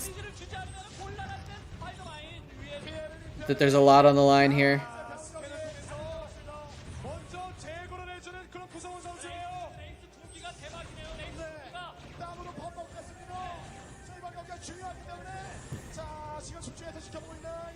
You saw the teammates talking there. It's if you've ever, I guess probably not a lot of people have, but like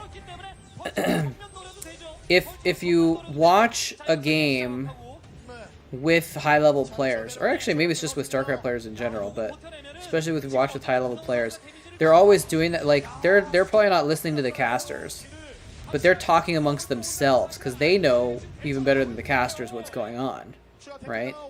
And so it's always interesting to, like, if you can get into those situations where you're like in the room watching a game, like a tournament game with people that are maybe knocked out of the tournament or something like that.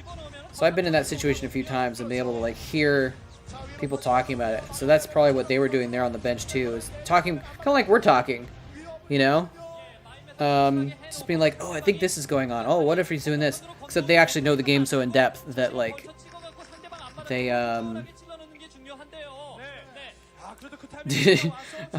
Undead Hunter, did you like just like pause the stream, go watch Artosis versus Stork, and now you're back? That's good. It's good to know. It's a nice watch. Multitasking? Okay. Yeah, no spoilers. I don't mind, but it was just funny. Because we talked about it a while ago, and then you're like, I just got back from watching Artosis versus Stork. Anyway, so that's probably what like Jaedong and his coach, when we see the players on the bench, that's probably what they're doing, is they're probably saying stuff like, oh, he's got 4 bases. I think he's, you know, or oh, so-and-so has an advantage over here. Oh, do you think so? Yeah, he's got 4 tanks. Oh, you know. So they're talking about the strategy of the game as it's going on. Get good, scrub. Twitch, YouTube multitasking. Oh, you're talking about Jaedong. That's basically what he's saying, yeah. Jaedong's like, I got 3 kills. Why can't my team get 1 more kill to finish off the win? Actually, he got 7 kills because he got 4 against KT and he got 3 against CJ. The rest of his team can't seem to get 1. But, ooh. Ooh. Haya is putting the pressure on Sky High, though. This game is so back and forth, though. It's really hard to tell who's winning, actually. Because they're both on, I think, 2 bases. And they've both been, like, just harassing each other. Mines killing tanks, vultures killing tanks. Drops back and forth. I'm not even sure what's going on. Oh, yes. There's Haya the mouth breather.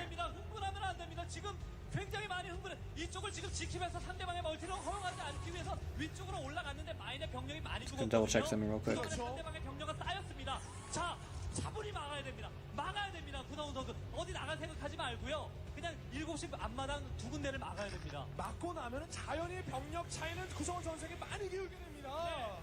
If only they did 2 gate wraiths.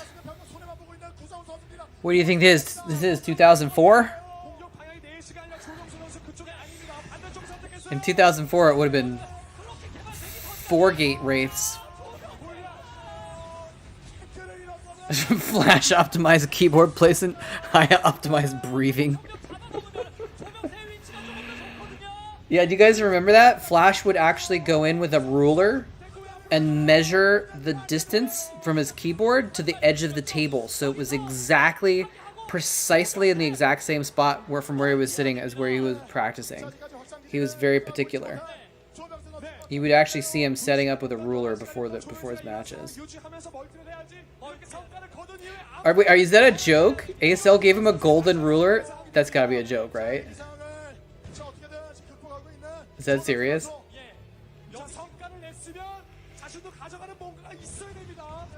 On 3 wins? That's so funny. That's great. Oh man. So Sky High is shelling the back of his base, but these wraiths are gonna say something about that. These wraiths are gonna shut that down really quick. And vultures. Yeah, I was gonna say, where are the wraiths? There they are.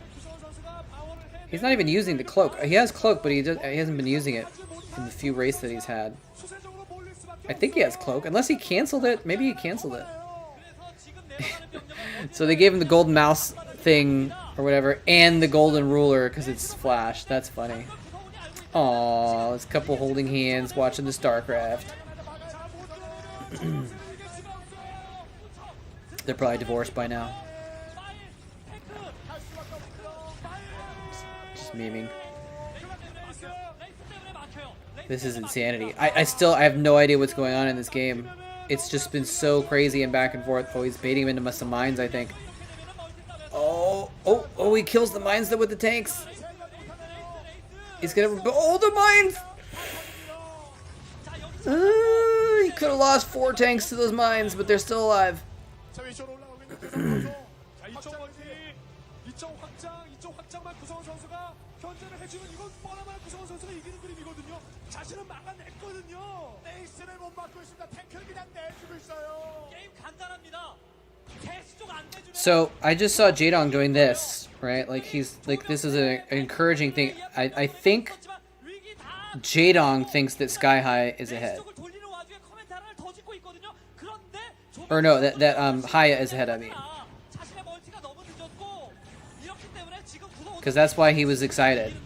I think that and I trust Jaedong to know better than me who's ahead. But Jaedong looked happy about the situation.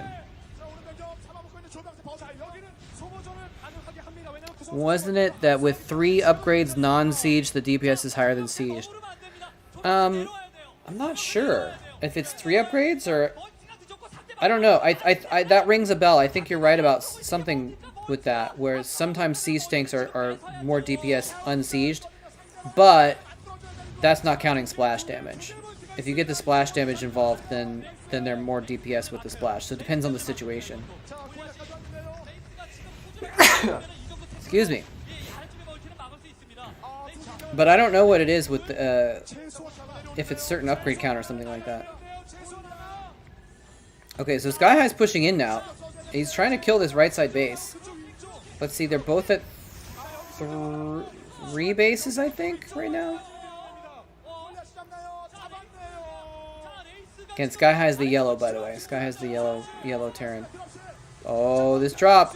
This drop could be big. Okay, so actually, there's Savior doing, like, fist pump. Like, Savior thinks that his side is winning. He thinks Sky High's ahead.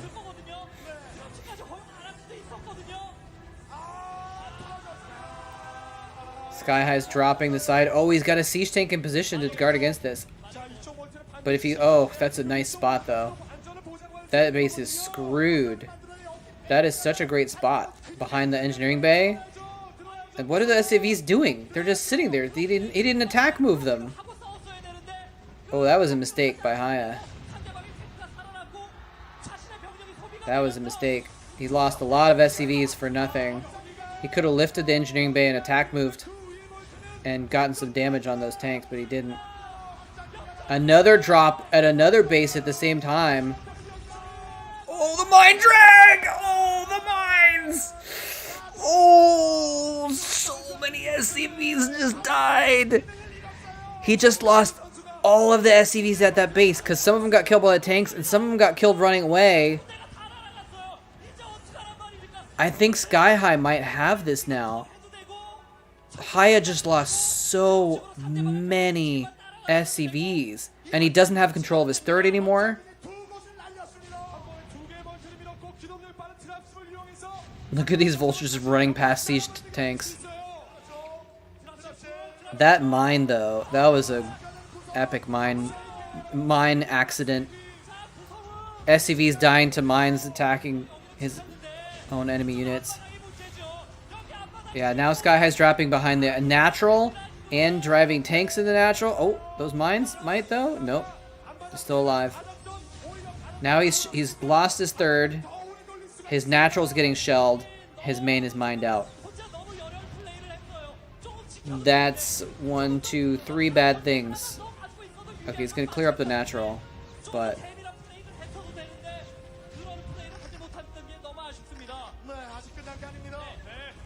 I think Sky High might have this.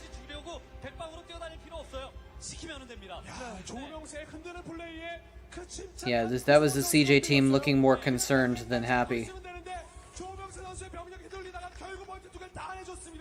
Or wait, no, wait, sorry. Sky High is... Sorry, Sky High is for Team CJ. Never mind. So they wouldn't be concerned if he was winning. So I don't know.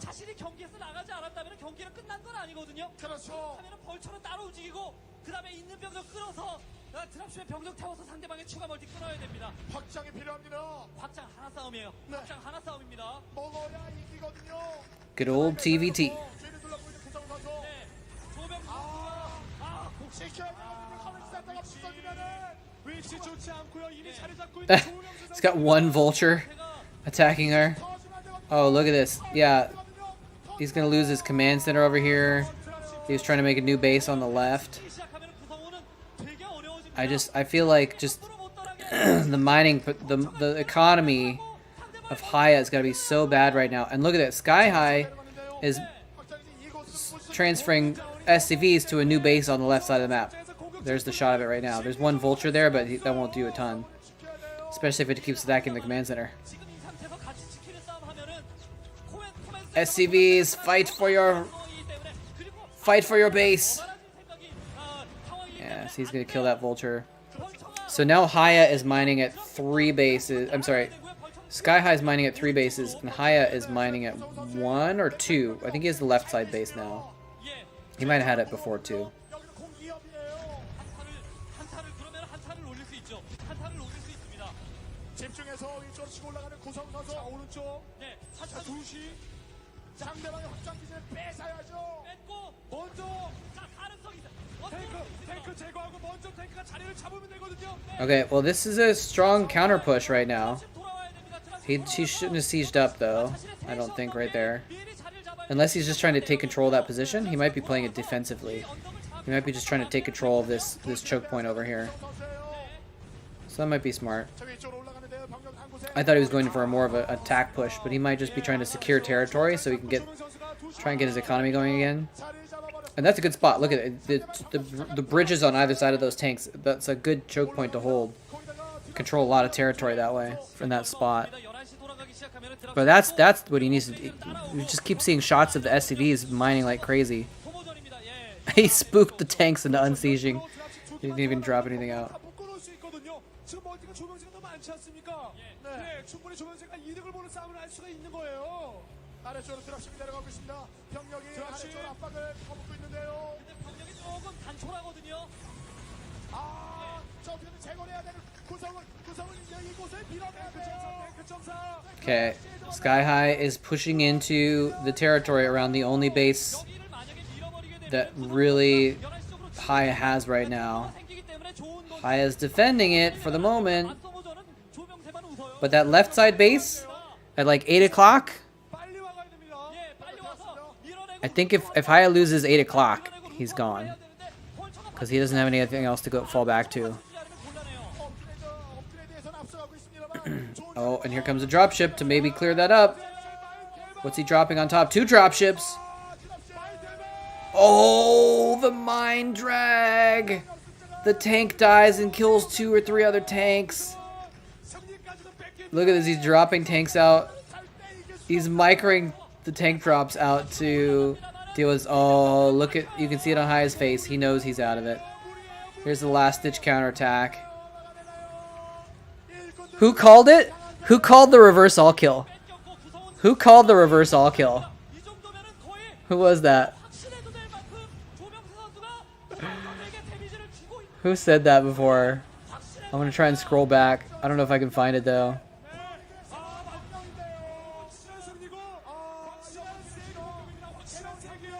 믿을 수가 없는 거죠.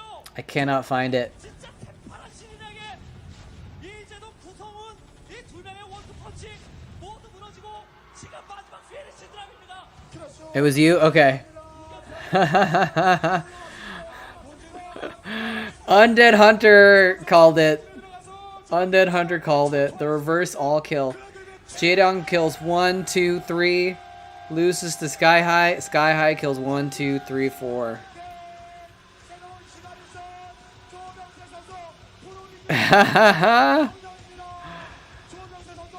Nice. As soon as I saw Jaedong versus Sky High, you knew it was the Winners League set from back then. Yeah. Sometimes you remember these series, right? I do remember now that Sky High, I like, obviously we know now, but like I kind of rings a bell that, yeah, oh yeah, there was that time that Sky High did the all kill. GG. Yeah. I mean, I don't think anyone... There's so little point in, like, looking these up and, like, or, you know, it would make no sense to try and, like, call a game that you knew the result of, you know? So, anyway, GG. The reverse all kill. All right, so now, speaking of Winners League format, we got, oh, I need to find those links. Hold on a minute, guys. I need to pull up the, I need to pull up my notifications so I can get the links for the next series that we're going to watch. Oh, I like how the screen froze on... Oh, never mind. The screen. Where's the screen doing right now? Oh, it's just showing the end. Okay. So we got to get these links back.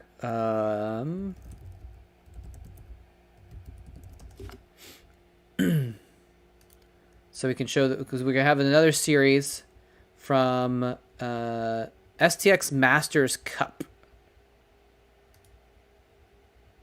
All right, so here we go.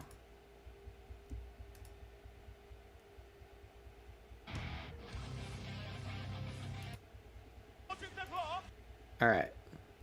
STS Masters Cup. This looks like it's... I actually don't know what teams these are. All right, hold on a second. Let me close these. All right, I'm going to put this on here. All right. I don't know if you guys can hear my dad's dog barking in the background. All right, so this is... Can you guys see this? Yes, okay. STX Masters Cup, which I'm actually not sure this was like a show match or something like that. Okay, I'm gonna go pee real quick, so I'm gonna leave up the today's match preview for a second. I'll be back in like less than a minute though. So BRB. All right, have a good night. I want a banana. I want a banana. Banana. Gotta get those max vids. Yeah. Okay, I'll be right back.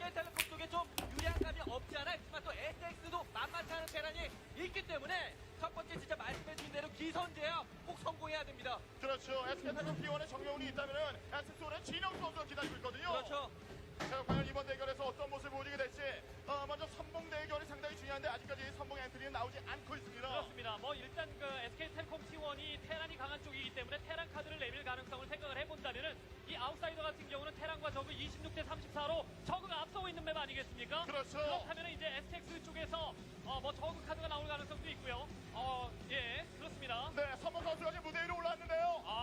두 명 선수 결정이 됐네요. 예. 진영수 선수와 박지혁 선수가 나왔죠. 예, 테란과 저그 카드를 꺼냈는데 SK텔레콤 T1이 저그 카드 그리고 이제 STX가 테란 카드를 꺼냄으로써 첫 번째 경기부터 좀 세게 나오는 이런 모습입니다. 네, 경기 시작 전에 진영수 선수가 오늘 여기 4대1 스코어를 깔끔하게 STX에 가져가겠다고 밝혔거든요. 아웃사이더란 맵이 테란이 괜찮다고 하지만 결국에는 괜찮은 맵에서 특정 그 종족이 나왔을 때 그 종족을 스나이핑 할 수 있는 그런 카드가 나올 수 있는 거 아니겠습니까? 네. SK는 반대로 저그가 나왔기 때문에 역으로 진짜 저 Alright. 텔레콤 입장에서는 저그를 싹쓸이 해버릴 수도 있다는 생각이 듭니다. 그렇죠. STX에서 이 선수를 빼놓을 수가 없습니다. 진영수 선수 누가 보내도 A 테란의 little snack as well.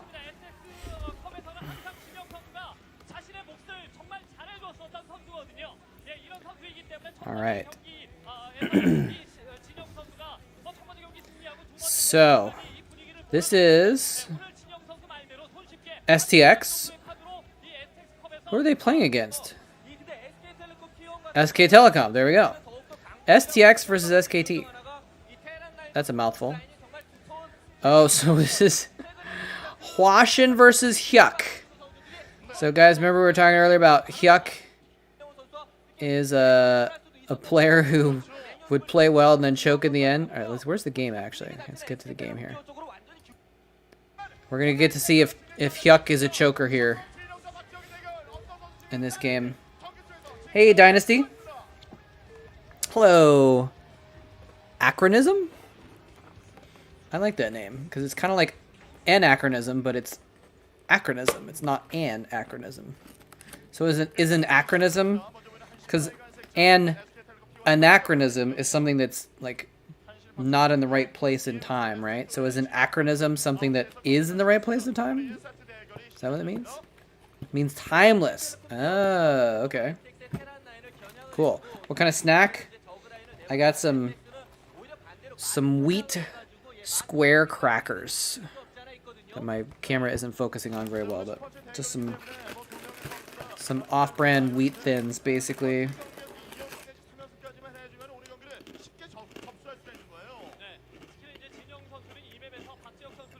In time would be synchronism. Okay. That makes sense. Hyuk is the Zerg player, by the way. Hwashin. Correct me if I'm wrong. Hwashin was a match fixer also, right? I think Hwashin was a dirty match fixer also, so we hate him.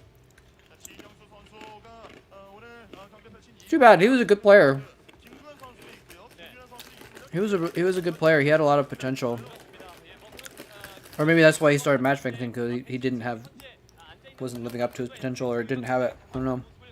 But he was a solid player.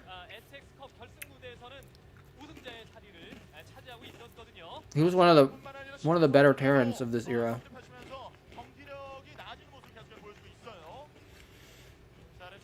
Oh, you made that up? Okay. Hey, if Shakespeare can make up words, why can't we?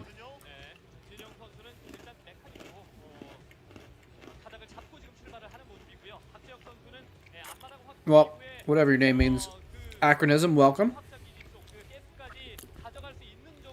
So this is game number 1 of the STX Masters Cup, which I think was like a kind of like a show match type tournament thing, right? Because it's STX Masters, right? And it's STX team. So I think it was just like, they're just like, we're going to play a team match against another team. But I'm not sure. It's been a long time. And I think, yeah, Max said it's, yeah, it's just the Winners League format. One team, yeah, one team, you know, every player counts as 1 life, and as you go through, you have to get 4 wins basically. So anyway, been following you since your videos, and you, well, thank you, man. I appreciate that. That's much appreciated. Thanks for stopping by to say so.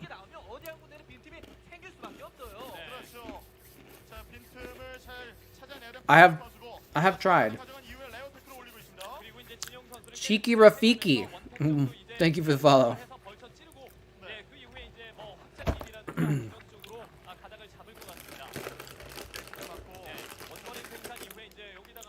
Reminds me of, I've been playing a lot of Tarkov lately.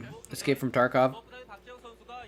And there's it takes place in this sort of like near future semi-post-apocalyptic Russia. And so like some of the AI characters say random things in Russian. I don't know if it's in Russian or not, but one of the things that they say is cheeky breaky. And so that's become like a lot of people's names in Tarkov are like cheeky breaky or something like that, so that reminds me of it.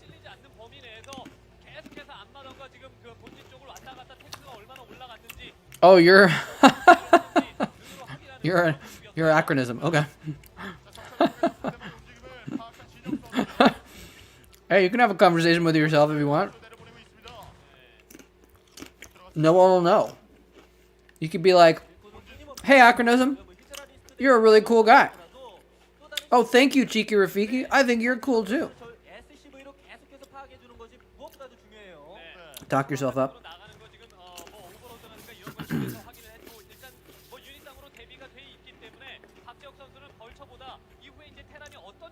There's Toss Girl.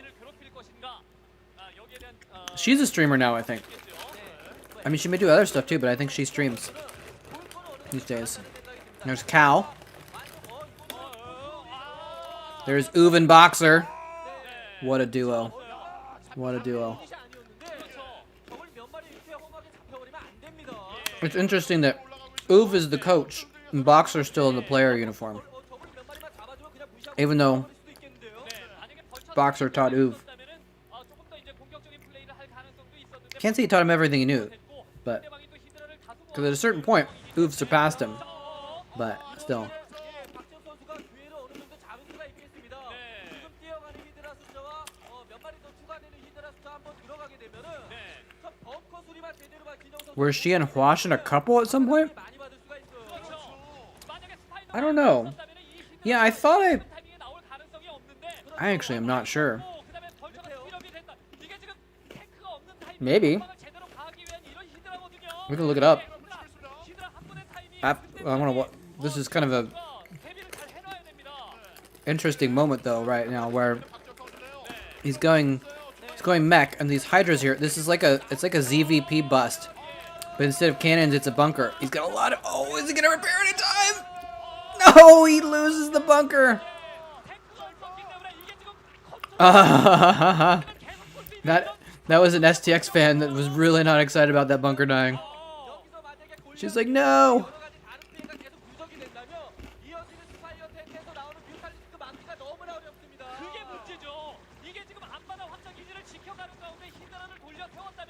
Oh, is he gonna lose the command center? He's not repairing it.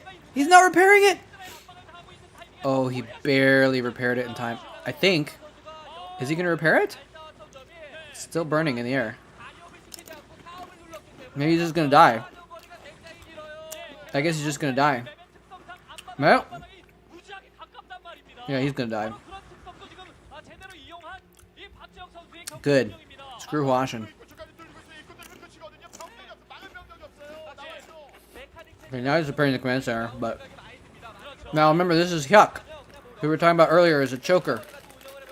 So is he gonna choke this and lose the game anyway? Even though it has a big advantage. It's up to these mutas. He was harassing with the Hydras, but he was going for this muta switch. I don't know what Washington can do against these mutas. He's got no turrets, got no marines, no bunker. He's trying to build a bunker. He's got one Goliath. Yeah, this is over. Kills the marine right before the bunker finishes. Now he can just kill the Goliaths. He's trying to mass repair the Goliath. It might work.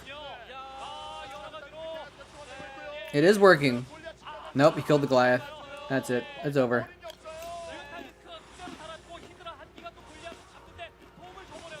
It's over. The command center is even gonna die.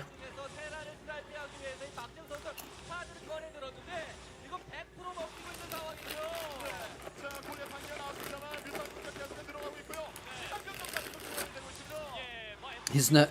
What is he doing? He's like hitting the Goliath some of the time, and then he's hitting the SCVs some of the time. Yeah. Need to get out of the game, Washington. It's over.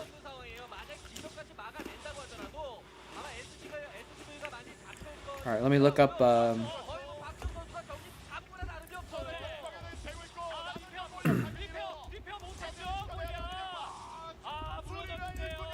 Let's see if I can Google Washington Toss Girl dating.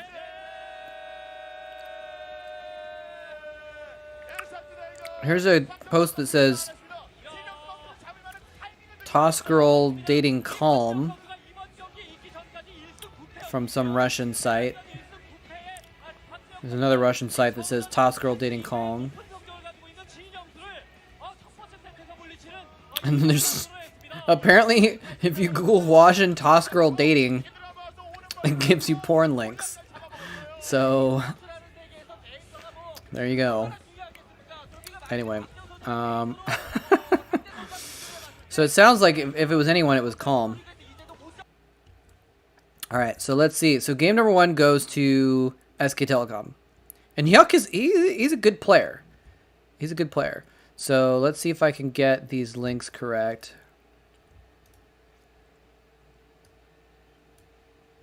You know what's really funny?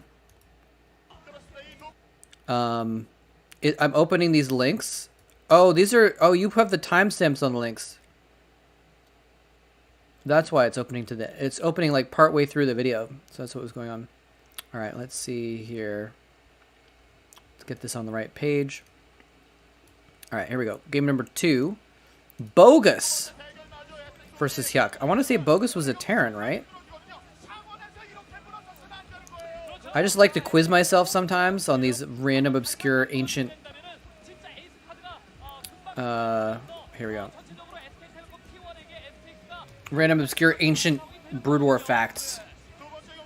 See if if I can be correct with my like random intuition about old school stuff like that. So we'll see if Bogus is a Terran if my memory serves me correctly.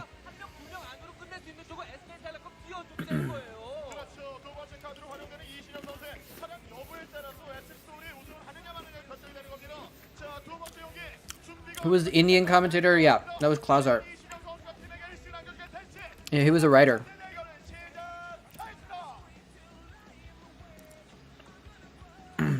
Yeah, I think that might have been one of the reasons why he casted games, because he couldn't play. Because he had stuff with his wrists. I don't remember the details of that, though. Yeah, Klazart was a great guy. I mean, he still is. But I just haven't talked to him in a decade, so. Oh, he quit casting when he couldn't play? Oh, okay.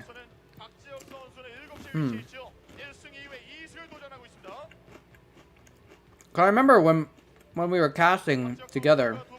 Sorry. When we were casting together, he would talk about his wrists having problems sometimes.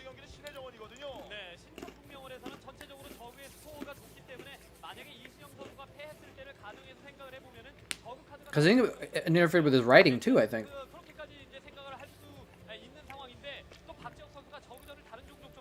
Yeah, I haven't talked to Klazart in 11 or 12 years. I haven't talked to Cholera in 11 or 12 years. But yeah, Rise is around. I talked to him a couple weeks ago.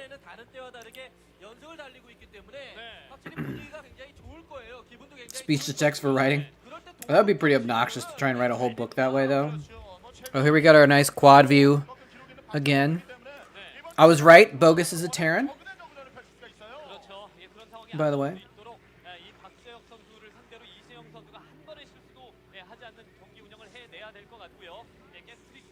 Yeah, you can't really game if you have wrist problems that are that bad.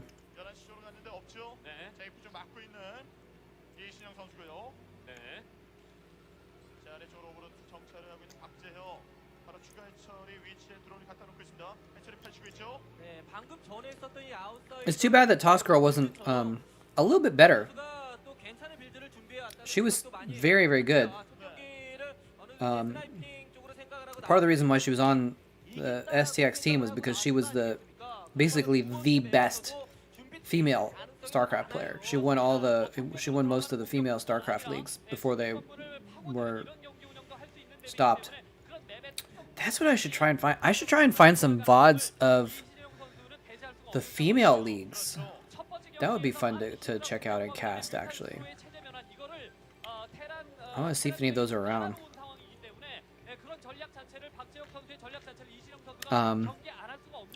But she was, I mean, I think she was probably good enough that if she'd just been a little bit better, she could have competed in the pro leagues as well.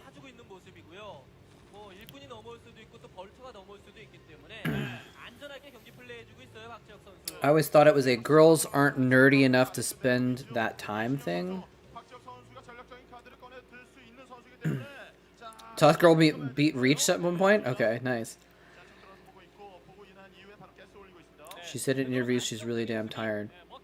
Yeah, my view on that is, you know, games were a very male-dominated thing, and so I don't think it was that, like, girls were not able to play at the same level or anything like that. It was that the culture of, like, practicing and everything was probably male favored, and you know, you probably couldn't get in. It was the same for foreigners. Part of the reason why, even when, like, you know, Idra or Nooney went to Korea, they were kind of kept out of the real practice culture, and they couldn't quite use the practice culture in the same way to get at the high level that the Koreans were, because they were kind of shunned a little bit. And I bet it was the same thing for the women that were playing. They were probably kind of kept out of it a lot. Maybe not for Toss Girl, but just like in general, right? There's probably a bias. So, because I've seen some female gamers that were really, really good. Like, you know, there's definitely not like gamers that were as good as you know, someone like you know, the lower level pros, Korean pros, right? I've seen women play that were exceptional. There was one woman who I actually watched play at a StarCraft 2 qualifier, and she was just mind-blowingly good. StarCraft, but it was a StarCraft 2 qualifier, and it was just really hard to win. But I think she advanced, but she didn't quite win, so she didn't quite get into the league, but she came really close.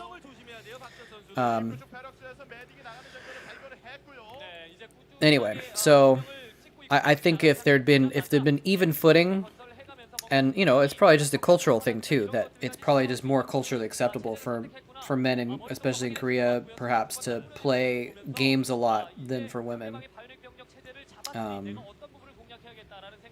So I think if it had been on an even footing, it would have been very easy for women to be on the same level as men.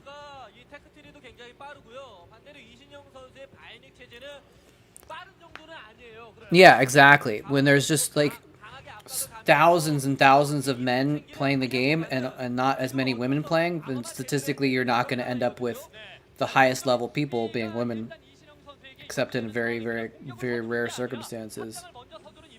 So I am very confident that if it had been even footing, then you know, someone like Tosquirrel or some of these other women that played would have been able to compete. And in StarCraft 2, there were some women that were very competitive. And like, again, they didn't really necessarily have the best practice environment, but they were like really, really good. Like, because the difference between really, really good and the best winning Star Leagues is a very important difference, but it's not that big of a difference, right? In some ways. And so like a lot of women were getting to this point, but because they're not getting to this point where they're winning Star Leagues, it's you know, back then at least, then it I don't know.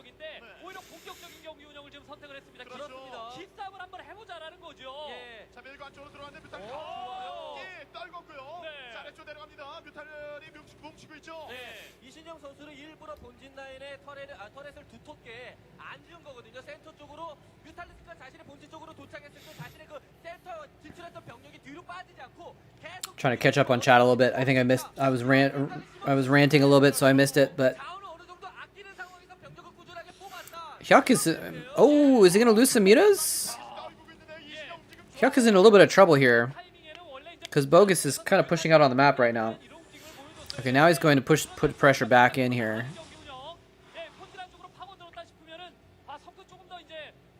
300 APM is a lot, though, still, I think.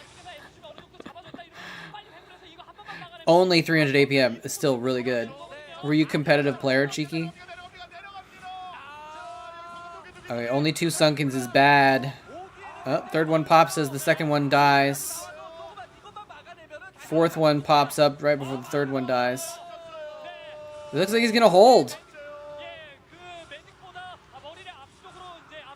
This is kind of getting sloppy, but he's gonna hold. There's the STX coach. Anti-social monkey. Thank you for the follow.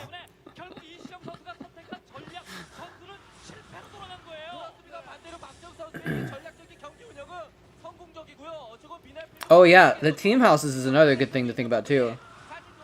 I'll bet they probably didn't have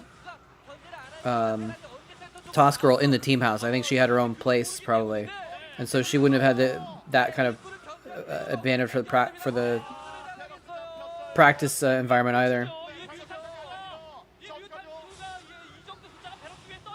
I mean, Tosquirrel is just one example. She may not have. Oh, there's the GG.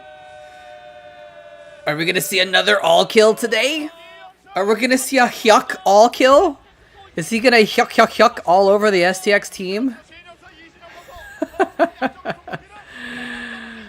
Oh man. 522 APM peak. That's actually, I think it's actually pretty amazing, to be honest. So Hyuk has killed 2 Terrans in a row for the STX team. All right, let's see what game number 3 holds.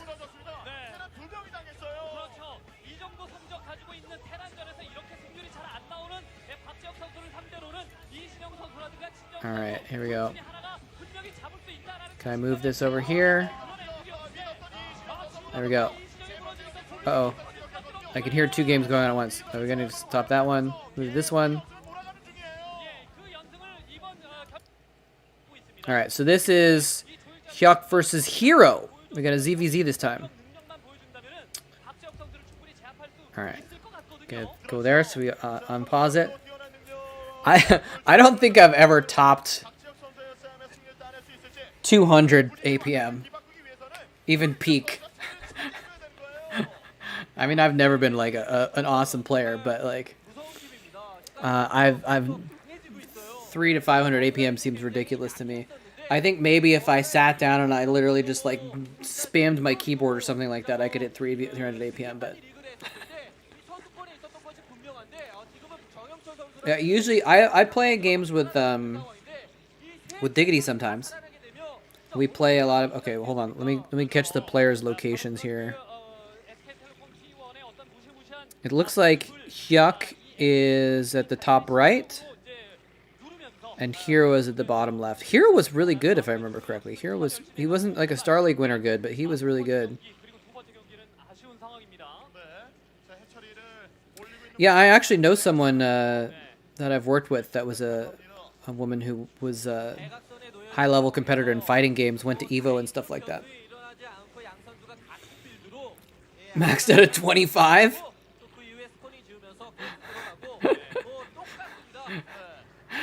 I play games with Diggity sometimes. We play 2v6 comps on BGH together. And play with mouse only. And usually when Diggity and I play, sorry about that alert. It says Photoshop is available to update. Thank you for letting me know that, Adobe. It's not a comp stomp when there's 6 comps and only 2 players. It's difficult. 2v6 is difficult, but we're pretty good at it. It's very doable. But it's a fun way to like just play some StarCraft, have some fun, talk about other stuff. I usually come in at the end of the game at 60 or 70 APM for the whole game. So, which seems low. I feel like I should be doing more than 1 action per second, but I probably peak at 150 or something like that. Diggity usually gets much higher APM. I don't know if he would want me to say. I'll just say it. Screw it. He usually gets over 100 APM every time, which isn't pro gamer level, but it's definitely. I think it's impressive. Still Smash. We do pretty well against the 6 comps. Yeah, I would say we win half of them. Hey, Optimator, thank you for the 100 bits. Much appreciated. Now my alerts are not working, so I'm gonna double check here to see if there was anything with that. It was just the bits. Looks like okay. But thank you very much. But yeah, earlier Max donated twice, and then one of the times it read it, and the other time it didn't. And then like last week, it didn't even show the alert for one of them, so I gotta double check now.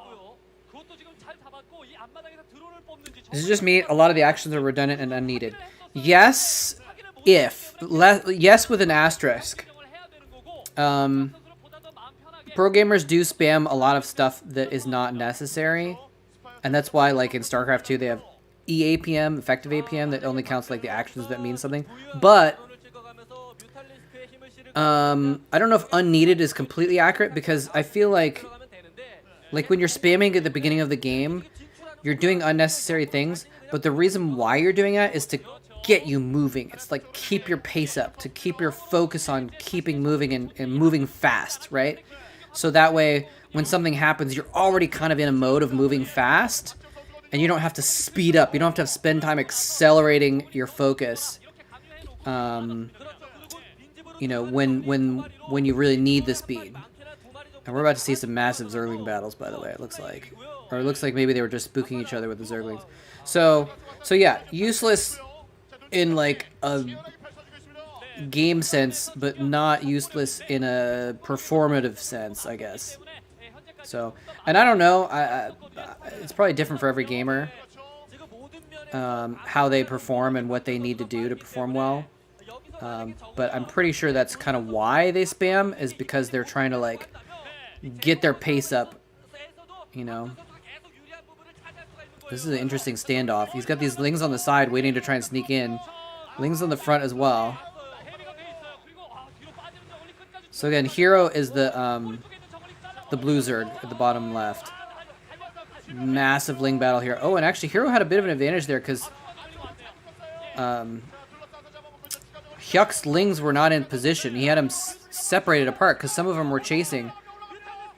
And there's the STX coach yelling, "Get in there!" Something like that. I don't know what he was yelling, but he was yelling something. He was definitely animated about the situation. Go, go, go, Lings! Get in there and kill some drones!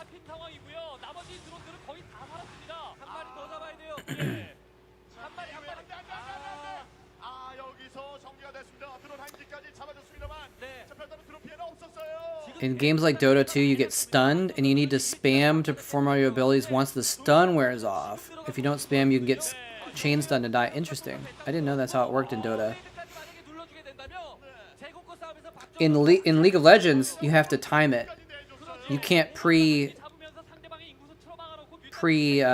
fire up any actions. You have to wait and do something right as the stun wears off. So it's actually a different kind of spam. So if like you're trapped in League of Legends and you're stunned, you'll spam the key to flash away, so that as soon as you're unstunned, you'll flash before they can stun you again in that little moment, right? I mean, they can stun you while you're stunned, so they can stun lock you like that, but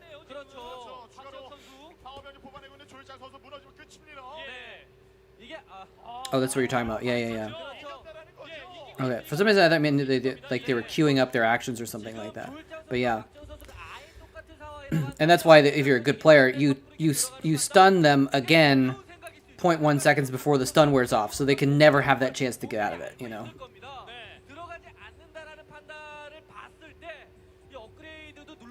Any League players in here might understand this. I used to do that with Leona pretty well. Leona has a stun, and then her ultimate is a stun also. So you would jump on them, stun them, and then time your ult to hit them right before your first stun wears off, and just stun lock them that way.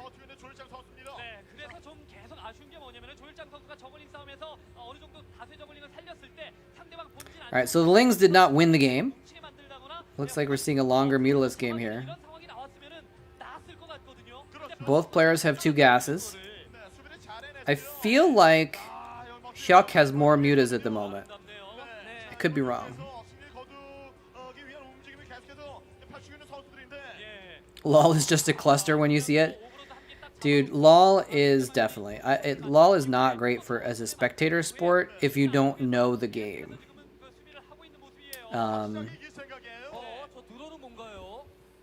Yeah, if you don't know the game, it looks just, you don't know what the hell's going on. It just looks like a bunch of flashing lights and stuff. If you know the game, you can kind of tell what's going on in the battles. Then it's fun to watch in that sense, but it's not that great for that.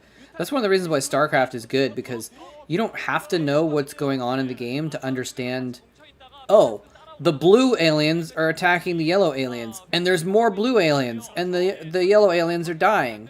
You know, like, it's kind of easy to tell who's winning in a basic sense in StarCraft. Much more than in, like, a League of Legends game or something like that.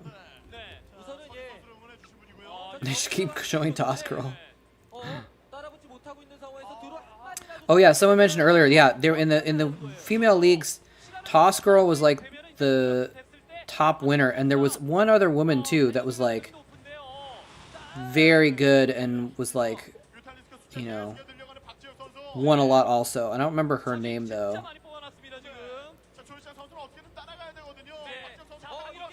Yeah. Okay, we're about to see massive. Oh, they're passing each other. Oh, they're passing each other. They're now on each other. They have to battle now. They have to battle. Oh, the Scourge for Hyuk are better, I think. I think Hyuk split his Scourge more. Speaking of a cluster, I mean, no one would know what was going on here with all these mutas, but yeah, I think the Scourge landed better for Hyuk, and he ended up with more mutas, and Hero's forced to run.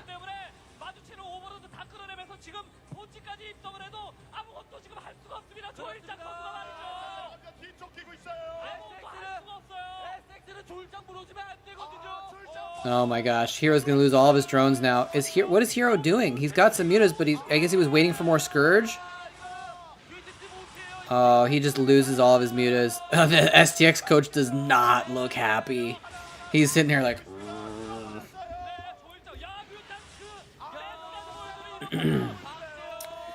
Interesting. Let's see. A bunch of UI and abilities. I don't know where they're coming from. Yeah. Yeah, because you have to like know the game well enough to know that like that explosion came from that character, or like that flashy light thing came from that character and does a stun or something. Like you don't know, if you don't know all that instinctively from playing the game a lot, League of Legends just look like a bunch of crap going on. And I've tried to watch Dota games, and like Dota, I don't know Dota, and I just have no clue what's going on. And even nowadays, if I watch League of Legends now, I used to be a professional League of Legends caster. But even just having not watched the game for 6-7 years or something like that, if I watch it now, actually even a few years, I used to watch it sometimes, so I kind of caught up. Yeah, Hero's so dead, by the way. So dead. GG. Is this a Hyuk all kill? Is that what we're watching right now? Or is this where Hyuk is gonna choke at the end of his all kill? Alright, I think this is the next game here.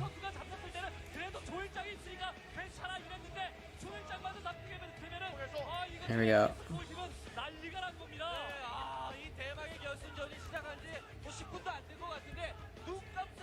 Okay.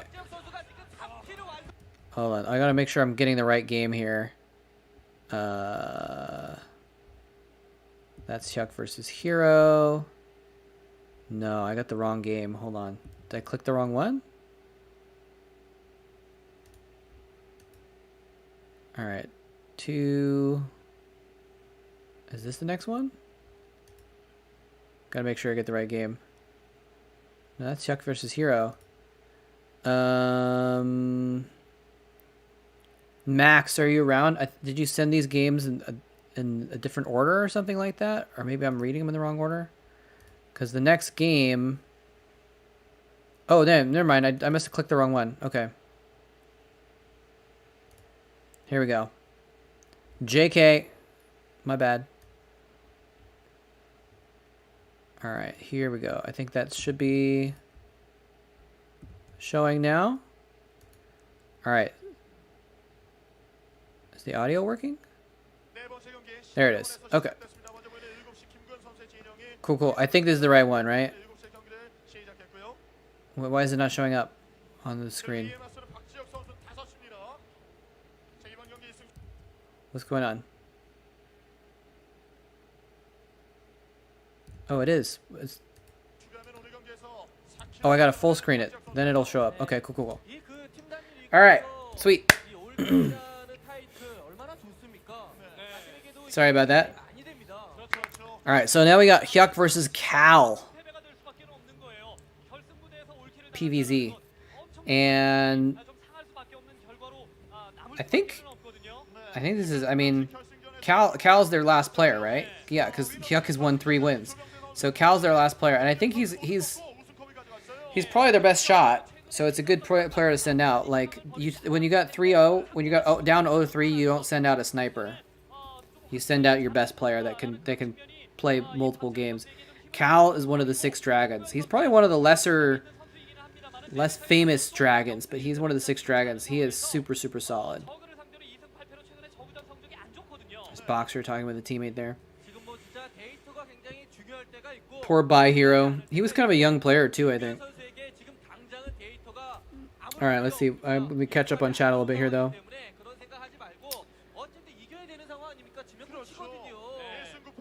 There's a reason why soccer isn't played in dark basements. Yeah, you can kind of tell what's going on with soccer very easily as well. Play Dota because it's less APM intensive. Can't afford to wreck my wrists and hands for your job. Yeah.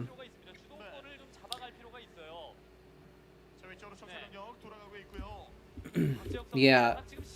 I mean, some top level MOBA players do use a lot of APM still, but not nearly the RTS level of is necessary. Shook. Boxer's macroing out kids these days. Wait, did Boxer have some children? Really? If he did, I didn't hear about that. I mean, I haven't like been paying attention or anything like that, but I didn't know Boxer had kids. He has now?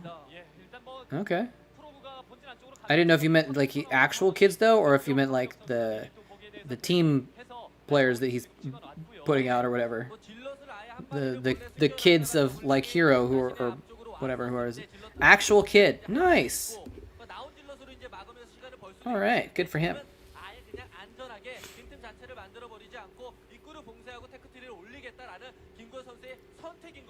He has at least one. All right. Aw, it's an STX baby. Aww. They keep showing Toss Girl.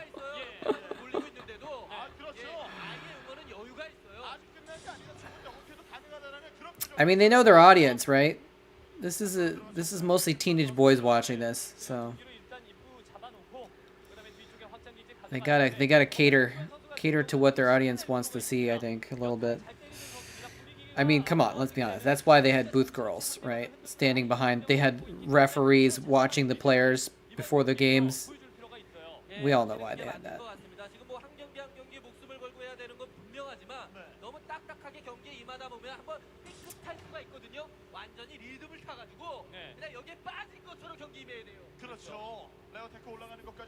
Yeah, that's true. That's true. There actually were a lot of female fans.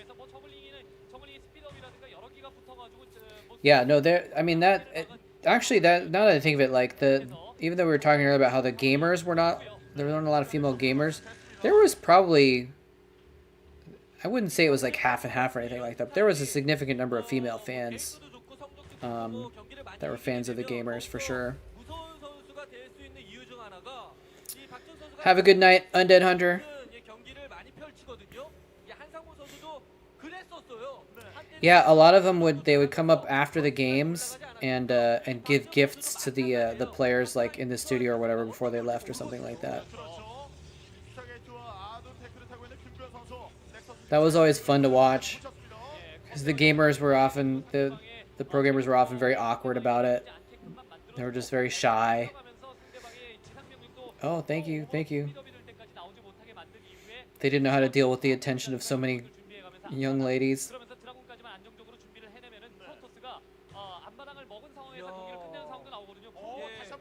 I do think the audience though was still more male though, if I remember correctly.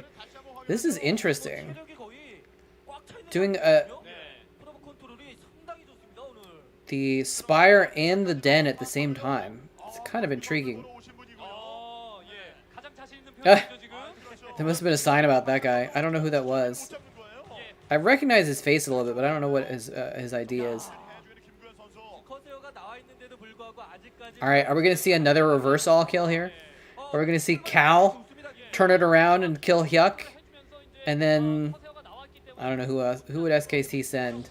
SKT's, what, this is 2009? SKT is a strong team in 2009.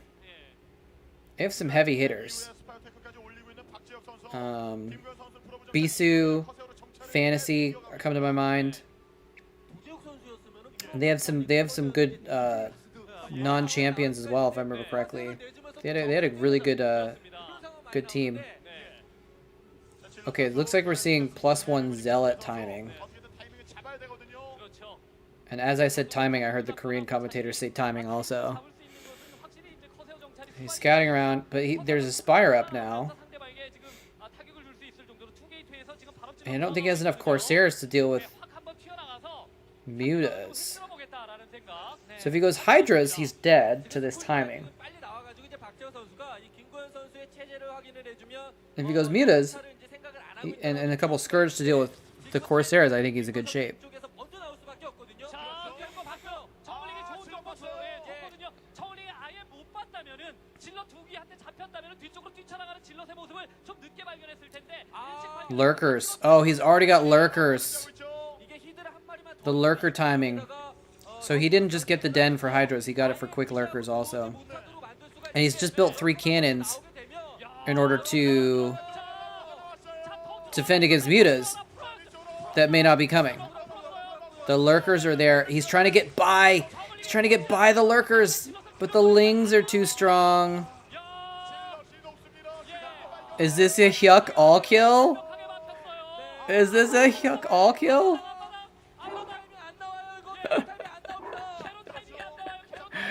Did Max pull a fast one and send me 7 links, but it's really just 4 kills by a Hyuk?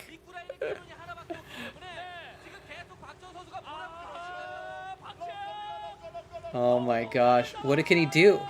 What can he do about these Lurkers? Okay, he does have the cannon on the top of his ramp, so he's not gonna like die immediately, but what can he do about this? Now he's just now getting a robotics facility. He's nowhere near observers. Wait, was that 2 robos? Hold on, I gotta go back and check this. They clicked on it. On those buildings. I want to see what those buildings are. Robo, gateway. It is double robo. I was like, am I imagining that? Double robo? No. Double robo all the way across the sky. So beautiful.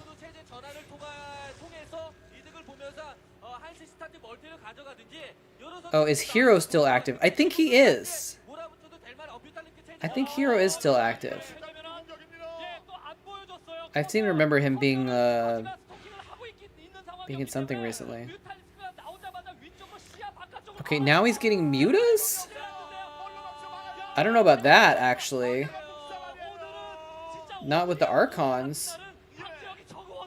Well, but Archons can only go so fast. They can't be everywhere at once. And he has no defenses in his natural. Oh, this is brutal. Oh, there's the Archon. Mutalisks are just so mobile, though. Oh, there's some Corsairs, too, though. If the Corsairs can camp near the Archons, he should almost just control group the Archons and the Corsairs together to make sure they stick to each other. Yeah, I think Hero was in ASL. Well, I still think we're looking at a Hyuk all kill right here, but if Cal pulls this off, it'll be pretty amazing. Okay, 4 Scourge for 1. Well, this is a start of the comeback. Wasting 4 Scourge on 1 Corsair, and then losing his Mutas to Archons. And now he's trying for a Hydra bust. Oh, he's gonna kill the cannons! Oh, he's gonna kill the cannons. I don't think there's observers yet.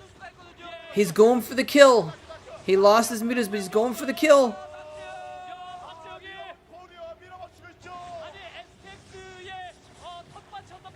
The Dark Templar's in there. What is he doing with these Zealots? Oh, he's trying to do a run by. Oh, there's the STX coach does not. Coaches do not. The first one was SKT coach. He just looked intent, but I think STX is about to lose their own Masters Cup, 4-0. Oh man. So there's something about it on the players' faces and the casters' voices that you can kind of sense the moment when everyone kind of just gives up and they know it's over, even if the player hasn't GG'd yet. GG. He didn't choke! He didn't choke! Hyuk did what Jaedong could not. That means Hyuk is better than Jaedong, right? Oh man. Hyuk is getting his ramen paid for tonight. What a baller. Yuck. All kills STX. Oh, man. Oh, they're gonna throw... Did they throw him in the air? Or were they just, like, congratulating him? Boxer? Did we see Boxer? Let's go back and watch. Watch the celebration a little bit more again. There was Hero looking bad. Oh, sorry, my camera's shaking because I'm, like, shaking my knee and I'm leaning on the table. It's not a very stable table. Look at that. Hyuk gets to go out. Yeah, Boxer's, like, super thrilled. Uv is super happy too. Oh man. Hyuk all kill. So what are these other links that you sent me? Are those other games to watch? Or were those just like fake games? Are they just like Rickrolls or something?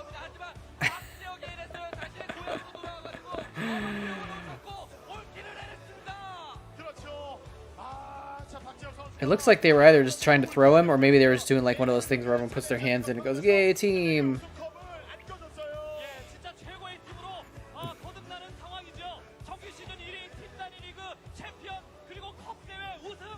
Oh, this was a team league finals? I didn't even realize that.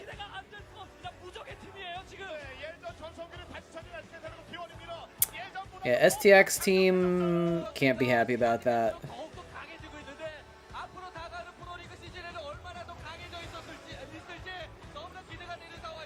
Sad they didn't put Julyzerg out. Yeah. I mean, this was 2009, right? When was this game? Yeah, this is late 2009. Julyzerg was not really in the best shape at that point. I think the other players that they sent out were good choices. Wait, who was Zero? I'm sorry, Hero. Hero was really good. Cal, possibly the best person on their team. Who were the other players that I forgot? Huashin was good. Bogus was, I guess, okay. Maybe send out Julyzerg instead of Bogus. But yeah, Julyzerg kind of made sense not to send him out there. Talked about drafting the other day. Wasn't July traded at some point and then bloomed? I don't think so.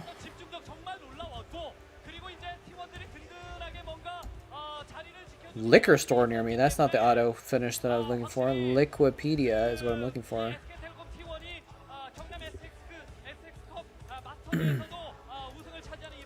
Not Dota 2. Brood War. Can you guys see this? I think you can, right? So let's see. Julyzerg.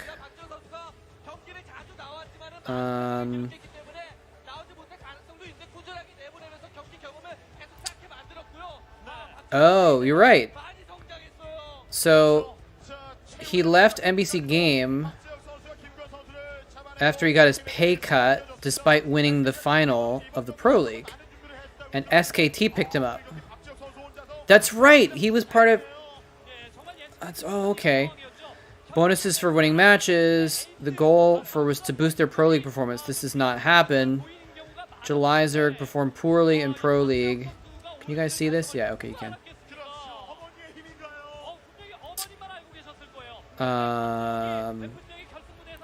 But continued to post good results in the individual leagues.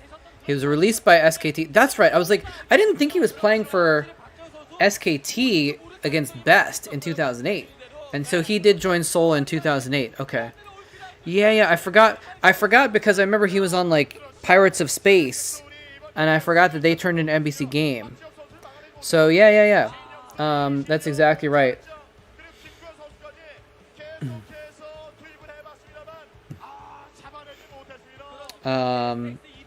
He joined STX in 2008. And then yeah, I guess he did bloom. His form skyrocketed. He ended up winning the OSL. He's got a golden mouse. First Zerg win the golden mouse. But then he declined again. Didn't pass the round of 16 after that. Statistically, one of the best ZVPers, holding the highest ELO rating for the majority of 2008. I didn't realize he was that much of a beast in 2008. Oof. His ZVZ is 26% win rate since 2008. So, not who you want to send in against Hyuk in 2009. Oh man. Anyway, it's kind of cool to check out Wikipedia pages sometimes. Actually, it's just interesting to see the history of the players a little bit. Yeah, that's some bad ZVZ. So what should I click these other links? Whatever they are, let's find out what they are. Yep, it's freaking Rickroll. I called it. I called it. I was like, is this gonna be a Rickroll? I don't know. I don't know if I want to click on these other ones. Cause are these other ones clickable? Because if they're music, like, I don't want to click on something that's, you know, oh, let's just open and find out. It won't be on stream, at least. More Rick. They're all 3 Rick rolls. A 4-0 all kill, and then 3 different Rick rolls. It's amazing. Right? Well, let me just double check the third one. Yeah, the third one's another one. Okay, there we go. The old triple Rickroll. They're doing this VOD's showing the replay, by the way.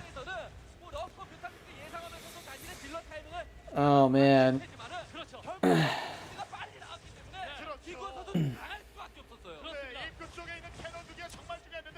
There's never been a more appropriate use of Ardo Smug. Yuck, 4-kill Jaedong 3. What a legend. That's right. GG. Although Jaedong did get an all-kill against KT in that other match that we watched. Alright, well, do we have any other requests right now? Or should I just... You know, we could also just like see what the autoplay is at the end of this VOD and see what random match it pulls up. Let's see, what time is it? We got... Probably want to watch like one more game. Maybe 2 if they're short or something like that. And then I'm going to sign off because I got some work to do. I've been on for a couple hours. Usually I've been going about 3 hours, and it's been good to like not overdo it for me. Too much stuff, you know. Let's see. Let's see if we can find a Toss Girl game. Toss Girl live battle. Oh, Jungmi, that's who it was. Jungmi was the other female gamer that was really good. Oh, this is interesting. 2 years ago, Cadenzi versus Toss Girl. Oh, this is a Cholera game. Cholera did a Toss Girl versus Jongmi. Oh, let's do this. Toss Girl versus Stork. F91 versus Toss Girl. Toss Girl versus Up Magic. Reach versus Toss Girl. That's on Vile Attack. Let's watch that one. Hey there, everybody. This is Oh, this is Cholera. Okay.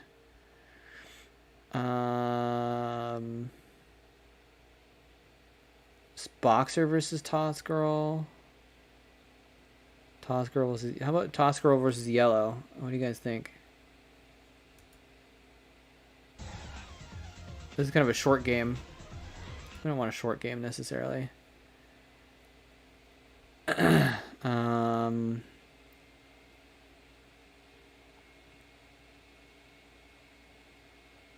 Okay, let's watch this one. Toss Girl versus Stork. It's kind of short too, actually, but it's okay. Turn that down.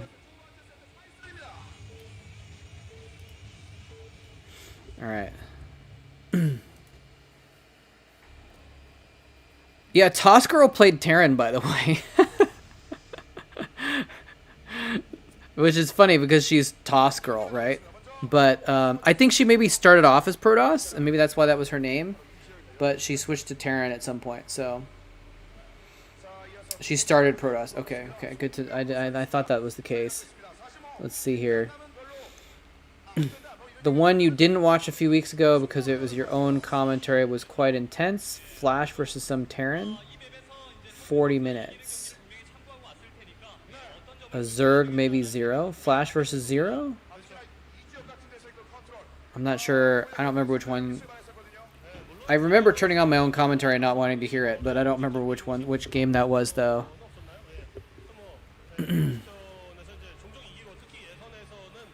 So this is like a this is like a show match before the finals of something. That's what it was, I think. Let me just double check here. As Pro League finals pre-show. Oh, and there's we got all kinds of legends here. There's Nada, and he's sitting next to one of the cheater brothers. And Yellow was in the black shirt before. They often had some of the Hall of Famers. There's not a Pro Gaming Hall of Fame, is there? But you know, whoever would, they had Hall of Famers come and watch the finals oftentimes. At the last OSL finals, they had a ton of pro gamers, past and present, in the audience just to watch the last OSL. There was tons of them. They even they had like, I think Elky was there, and like of course Boxer and Reach, and I think Grimto. A bunch of all these legends were there. It was kind of crazy. Actually, I have some pictures of that if you guys want to see it, I think. Let me see if I can find those pictures. I have a couple pictures from, let's see what the... I'm going to pause this for a sec. Let me see if I can put them on screen in an easy way. So here's... Check this out. Is that on stream now? Yeah, it is. Okay. This is me casting the last OSL finals. That's Torch on the right side of your screen and Supernova Maniac on the left side of your screen. And if you could see, can you guys see my mouse? I actually don't know if my mouse is being displayed. Yeah, it is. Okay, so I can do this. So if you see over here, this is, I believe that's I think this is an old programmer, right? Isn't this one of them? I don't know. It's hard to tell. This isn't the best picture. But then you got like Jadong here. You've got like Stork over here. Like the stands had a bunch of like programmers there. I think this guy with the white hair is one of the old pros though. One of the old foreigner pros. Yeah, Boxer and Yellow played on stage. That's right. Let's see. Here's another one. Oops, that's not what I meant to do. I guess that works anyway. I meant to put that on. Okay, that's not a good picture of the stands, but that's a good picture of me casting, I guess. Let's see. Is this a good one? There's a better shot. Yeah. Okay. So here's Sea Shield, and I think that's Stork. I forgot this guy's name, but he's an old pro also. And then there's Jadong, and it's hard to see who these people are, but like basically right behind where we were casting was the Legends booth basically, and they had just all these old school players. This guy as well is an old coach, I think. He's one of the coaches. Let's see, what about this one? That doesn't show anything more. Anyway, that was good stuff. Good times, except for it was the end of good times as well, which is not necessarily that cool. But yeah, it was kind of crazy to be like on this stage, and then like behind me was like 100 Star League titles were sitting behind me. You know, like there was Boxer has like 25 on his own, right? And there's just like all these just absolute legends just sitting right behind me in this area, and it was like.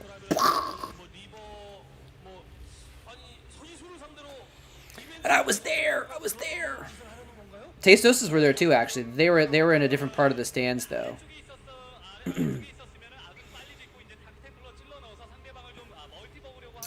Glad they did a good job on Brood War Remastered. Did not think they would do it that well.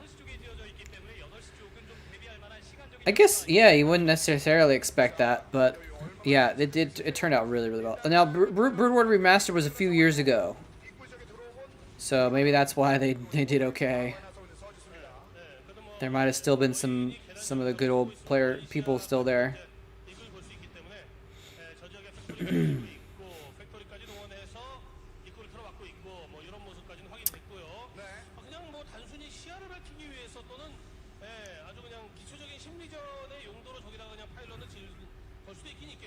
Trying to figure out. Let's see. Met them outside afterwards. Didn't know who they were at the time. Kung Pistank, were you at that OSL finals? Is that what you're talking about? That's pretty crazy. Oh, awesome. Man, what a moment. You know, that was like, it was such a bittersweet thing because it was like this epic finals and everything, and everyone was there that had ever played, basically, and it was kind of a cool moment to celebrate the history of StarCraft. But it was basically also kind of a funeral. Yeah, in front of you, 45 degrees to the right. Oh, okay, cool. That's funny that you got to meet some of them and you didn't know who they were. No, I didn't necessarily know who all of them were, but I recognized a lot of them. I knew who a lot of them were, but there was a few that I didn't know like exactly who they were, but I knew their faces enough that I was like, that's an important StarCraft person.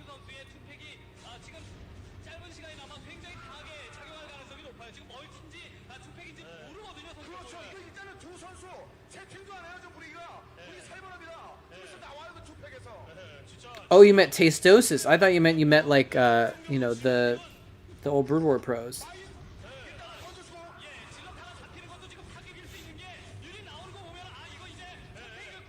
No? Okay. I'm confused.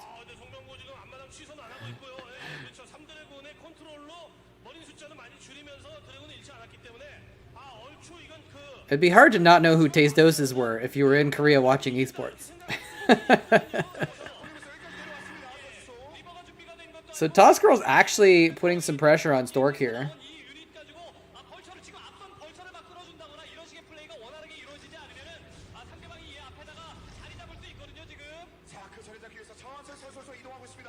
Oh, and mostly watched me before that.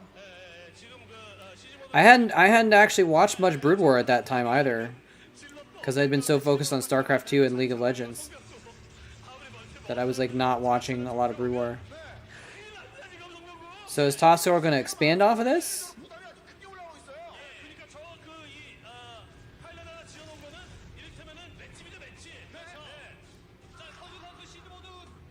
She's putting a lot of pressure on with him. Oh, he's got Observer.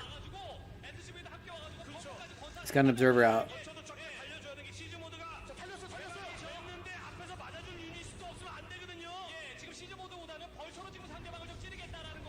I think I mentioned this before, but Tossgirl streams nowadays sometimes, and I don't catch her stream much because she streams on Africa, so I only see her on the Team Liquid stream tracker. Hybrid Pro League was cancer. Yeah, that was a disaster. But it might have been a necessary transition. Oh, nope. Nice Dragoons on the ramp. She got a few probes, though. Oh, you went to Korea only for that event? That's pretty hardcore, man. Was that just because you wanted to attend the Brood War funeral? You wanted to be there when it happened? When Brood War died? Except guess what? Brood War is a zombie now.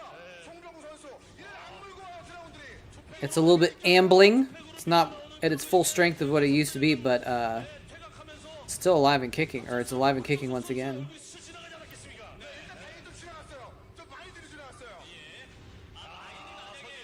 TT. That's like the Korean version of a crying emoji, basically, that she did. Now they're talking about something. I can't understand what they're saying enough to interpret. But she just laughed at it, whatever he said.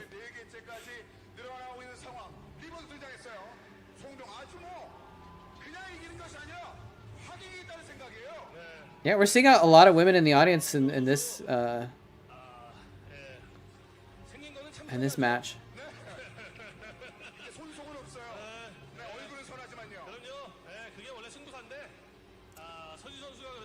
All good things must come to an end, right? I'd considered going before. It seemed like a last chance. Yeah. Yeah, I mean, and it still hasn't been completely revived, you know? So I think that was a good... Like, that was the last chance to see a real Kespra Brood War final, right? That was the last chance for that kind of an event, right? I don't know, but I doubt ASL gets quite the same presentation and fanfare. Even if it's some of the same players.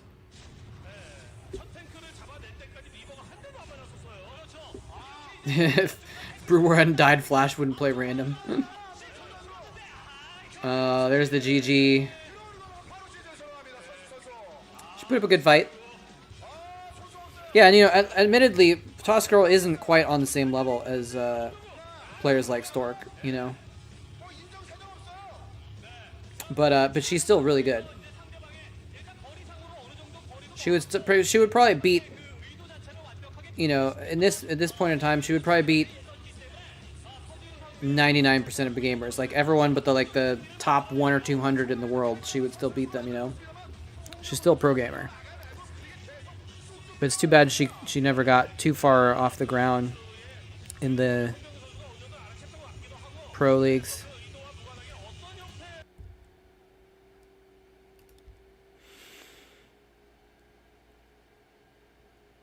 The quality of the game is much lower. You think so? Yeah, I mean, without the teams and everything like that, the practice regimen is not the same. It's not as intense of a competition. But you know, I asked Artosis about this when I was on the Pylon show, and he was talking about how Flash says that he's better than he has ever been. Right? That he's at the top of his game. And that's why I switched to random, kind of, I think, is because he was like, I'm so good at Terran, I need to try something else. I think it was part meme, but I think it was part like a challenge or something like that. But it might have been part meme. But you know, according to people like Artosis that actually know better than I do, the skill level is higher now than it was in 2010. So, you know, take that how you will. But all right, should we do one more game? What else do we want to watch? Oh, here we go. Here's another one. Esports Heritage League Reach versus Toss Girl. I think this is the one that Colorado did a commentary on. Of course.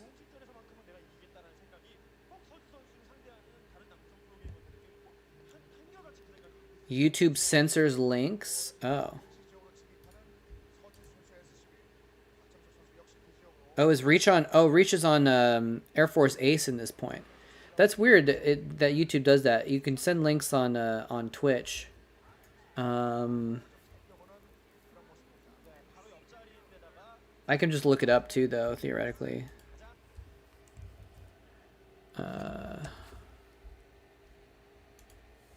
Let's look at... Oh, hey, look!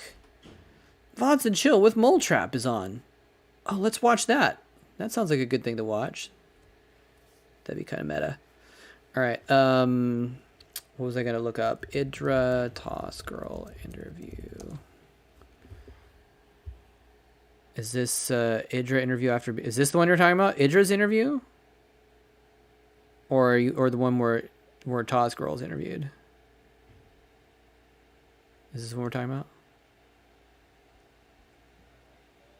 This is here with Idra once again, and making quite a rally. You just defeated Toss Girl 2-0.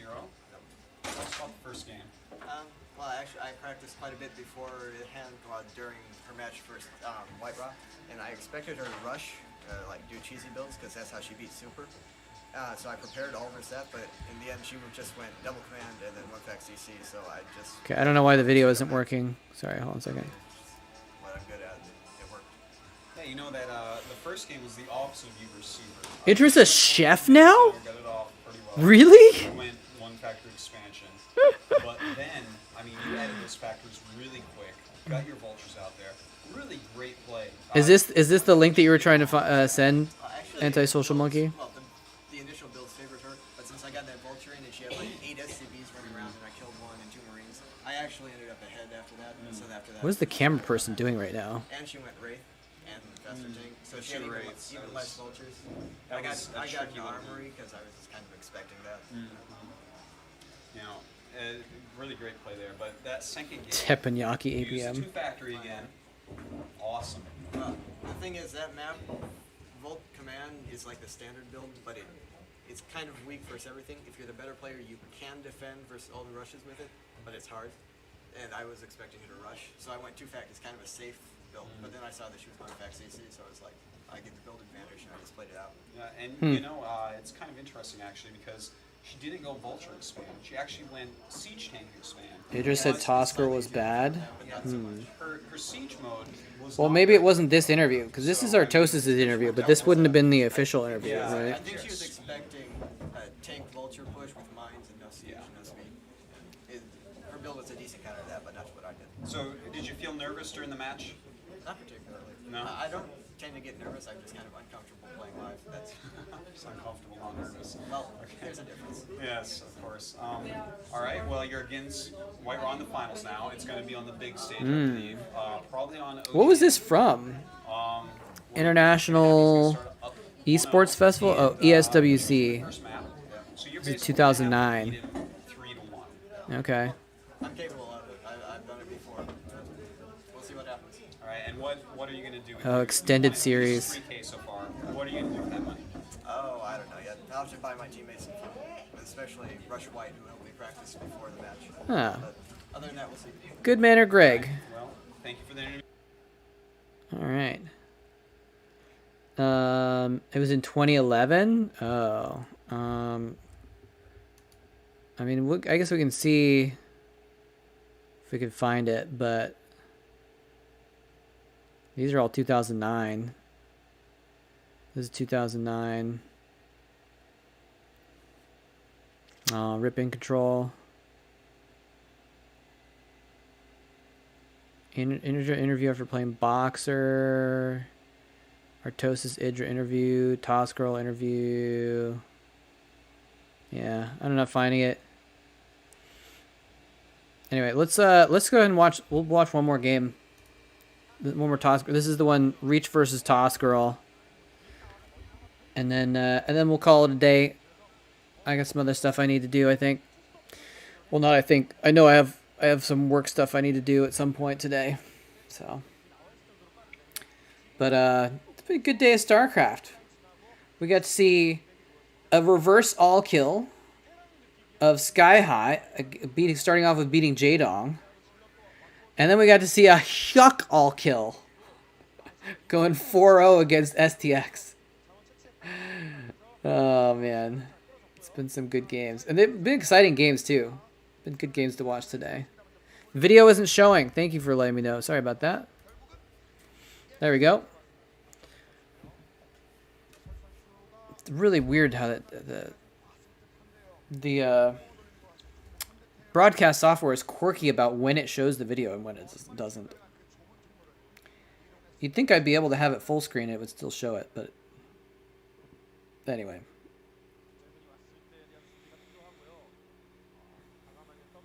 This game is good. It has some nice zoom-ins on Reach. Oh, death zoom-ins. Nice. Man Toss versus Toss Girl. Appropriate matchup. Now, was this a show match, actually, or something? I don't even know. Does it say? Esports Heritage League. So I think that means it was probably Probably some kind of a show match, I think. Yeah, it was the STX Cup. Yeah, so it was an STX sponsored match, and in their own league match thing, STX got all killed by Hyuk. Poor STX. This is a show match? Okay. I thought so.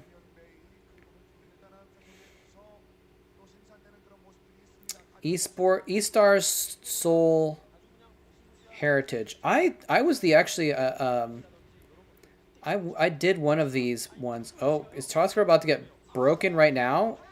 Oh, she's got a second tank in the background. Okay. She lost that tank though. That's pretty rough.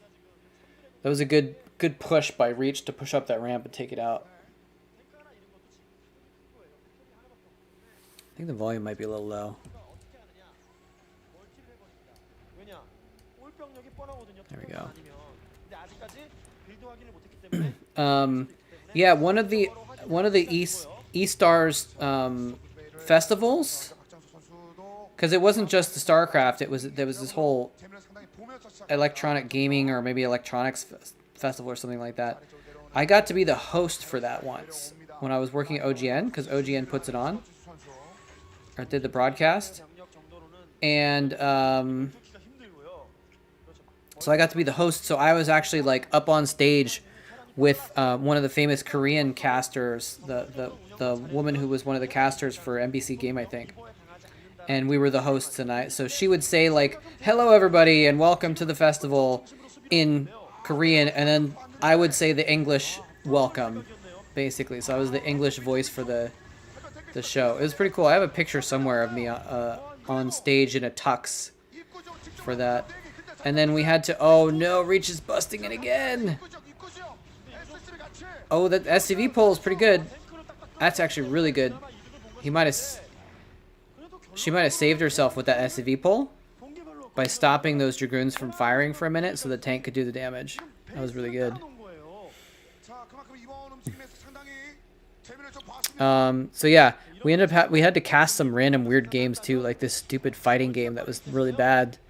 But it was just like, you know, they were giving money to the event, so we had to showcase their game, and so we did this stream for this bad fighting game that we'd never seen before and had to kind of cast it on the fly without knowing what was going on. It's pretty bad. Yeah, that was definitely a highlight, maybe the highlight of Hyuk's career, because he never really got far in the individual leagues. So like he didn't have like a semifinal to say, oh, that I got to all the way to the semifinal. Like he never had that, anything else to really fall back to as being like an accomplishment, right? So all killing in the finals or whatever is probably his like number one highlight in his career. Before that, you usually saw him choke in any games with early leads. Yeah, I mean Hyuk was good. He could take games off the best players, but he couldn't win a best of 3 or best of 5. You know, he just couldn't get far in the individual leagues against the real top players, I think. Hyuk won against Flash. Let's go and okay, let's just take a sec here. We'll go to TLPD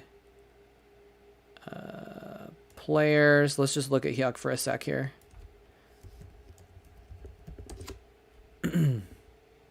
Hyuk. So yeah, look, no league achievements basically. He actually had a really bad record versus Terran in his career, didn't he? Good versus Protoss. So he's a good ZVPer, I guess. But let's just glance through some of his games here.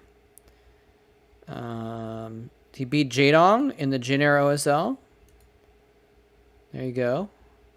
Lost to Jongbi, beat Free. Beat Midas, lost to Fantasy, beat Flash in the Bacchus OSL. These are just single games though. These are like group stage games. Or something like that. Like see here, he beat Flash and he lost to Fantasy twice in the Bacchus OSL. So he's got eliminated, right? And where did he beat Jaedong here? He beat Jaedong. He lost to Modesty in Fantasy. So he got eliminated still. So, yeah, he could take games off him, but he just didn't win the best ofs, and he just didn't advance in the tournaments, you know. Anyone else here? Lost to Fantasy. Beat for GG in the MSL once. Then lost to Fantasy in the MSL. Man, Fantasy killed him out of every Star League. Didn't he? Oh, man. I keep seeing this. Oh, then he lost to Fantasy. Then he lost to Fantasy. Then he lost to Fantasy. So, like here, you see Big Foul MSL. He beat 4GG. He beat Free. And then Fantasy 2-0'd him right here. So he got eliminated by Fantasy again. Let's just type in Fantasy. What was his record versus Fantasy? All losses. Oh, man. Fantasy had his number. Fantasy eliminated from the Big Foul, from the Bacchus, and from the Jin Air. Man, imagine if Fantasy was not in the game, maybe Hyuk would have been a champion. But Fantasy just kept knocking him out. Oh, man. Anyway, yeah, this is the last game we're watching right now, Diggity. We're just talking about Hyuk. How the all-kill against STX was probably the highlight of his career, and we were looking back at his career, and he didn't really have a lot of accomplishments. So we're watching the last game, going a little bit longer than I wanted to, but that's okay. We're watching a Toss Girl versus Reach. And I'm going to sign off.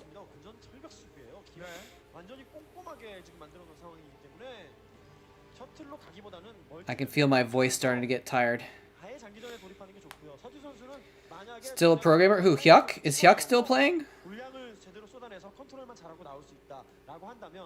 Is that what you're talking about?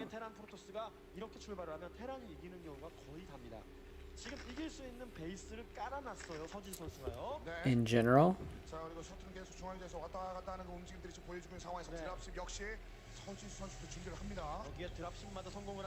I'm not sure what you mean. You mean Hyuk was a pro gamer even though he didn't have accomplishments? Is that what you're saying? Yeah. Yeah, no, he was still really good. He just was never good enough to beat the best. Yeah, I mean that's I sometimes I feel bad ragging on the lesser players in these leagues, but you know, it is good to mention that, you know, the people that get eliminated in the round of 32 of OSL are still one of the top 50 players in the world, you know. So, oh, drop it out. Oh, she's gonna get away. Okay.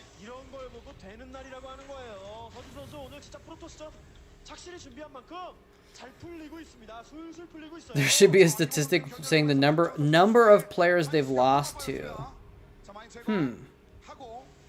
Yeah, because then it's like, oh, but if they beat everyone, but they only lost to the top 10, it's like, well, that's pretty good, right?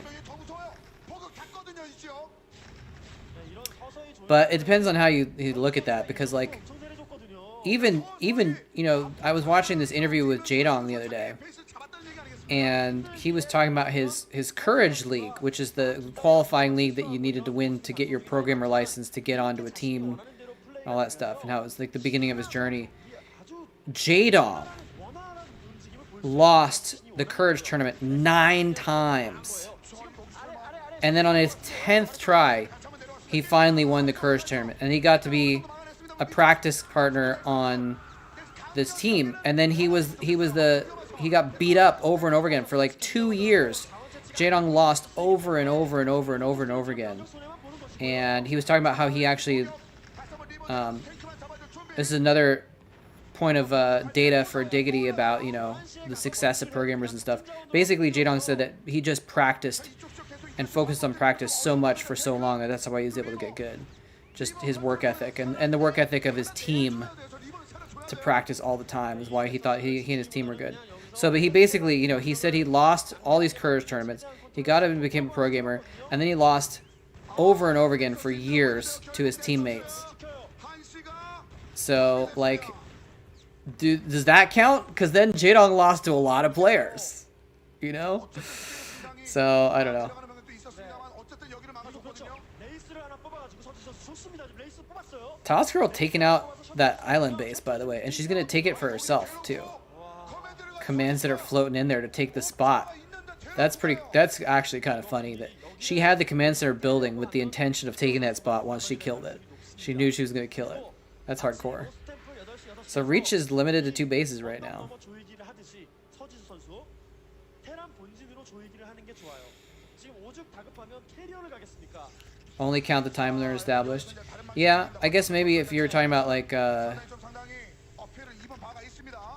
Star Leagues or something like that, like it only counts in Star League and Pro League or something. 3cm로 실어 나르면서 서지수 선수 그냥 앞으로 Yeah, C, Light, Kanata, those are all players that definitely like 본진 쪽으로 조이기 they were not good enough to be the best, but they were still really, really good. 캐리어를 빨리 가기 때문에 그렇게 Didn't C, 했을 때 캐리어에 당할 가능성도 he came in second in ASL a few years ago or something, right? Or something like that. Like he finally got close to a title not that long ago. 리버를 살리는 게 지금 중요하고요. That was actually close. If he lost that Reaver in the shuttle, that would have been really bad. 빨리 한다면 조이기보다는 Oh, oh, oh. Dud Scarab. That could have been bad for those vultures though. 역전당할 가능성이 One Scarab could take out a lot of vultures.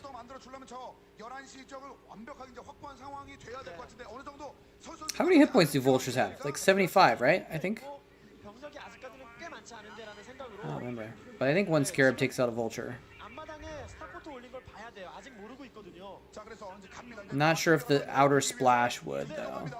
저 병력은 앞마당 쪽으로 가서 보면 좋은데 그게 Miss Up Magic, shame what happened to him.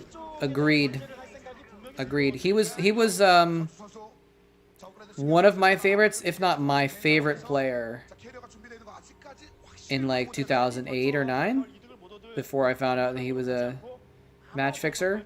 I loved Up Magic. I was always rooting for him. He was such a creative player. I really enjoyed that he you know, same thing I think say about Zero now, right? Creative player, but he didn't just do creative stuff for the memes. He actually made it work. Right? He actually did legit builds that worked with in creative ways, and that was cool to see someone busting the meta's chops a little bit, you know. 앞마당에 스타게이트의 캐리어가 벌써 나왔다는 거예요. Jongbi got through the first time in Courage. Interesting. Interesting. I wonder if he had been involved in a team or something and practicing beforehand, or if he was just that good, or maybe he didn't try Courage until he was good enough or something. 컴셋 스테이션을 지금 썼기 때문에 I think a lot of programmers tried to do Courage a number of times. 그렇다면 골리앗을 늘리면서 드랍십은 저건 좀 아쉽네요. 네, 캐리어를 보고 좀 당황한 것 같습니다. 서지 선수가요. Yeah. Well, I mean, you could. Whoa! What the heck? I was not paying attention. I did not see carriers being built. Suddenly, Reach has 4 carriers. Oh, and 1 less Dragoon. I mean, if you just look at it, you could just look at ELO, right? Right. If you just look at ELO, it's supposed to be a comparative ranking, right? So I think that would be a good way of just trying to figure out if someone, like, you know, if Sea Shield is 30th in ELO, then you can say, okay, well, he's not the top level, but he's still really good. He's still 30th, you know, in terms of rankings or whatever. So that might be a good way of just looking at people and trying to make sure that you're not, like, just basing it off of tournament results, you know? 서지 선수 잘해주었는데 캐리어를 너무 늦게 파악을 했습니다. 그런데 드랍십까지도 드래곤의 어이없이 Hello, Drift. 그 좋은 분위기가 한순간에 넘어가네요. 박정수 선수 Drift SC2.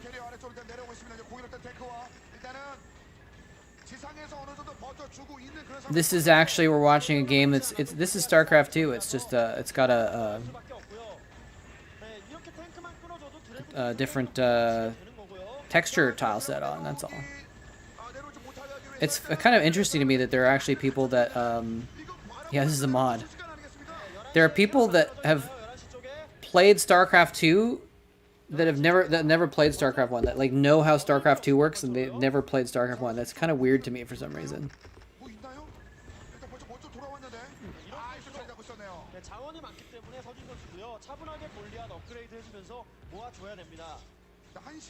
But that's because, you know, I was really involved in StarCraft at the transition point where it was like going from StarCraft 1 to StarCraft 2. So everyone that played StarCraft 2 was like a StarCraft 1 player, or they were like, you know, Warcraft 3 player or something like that.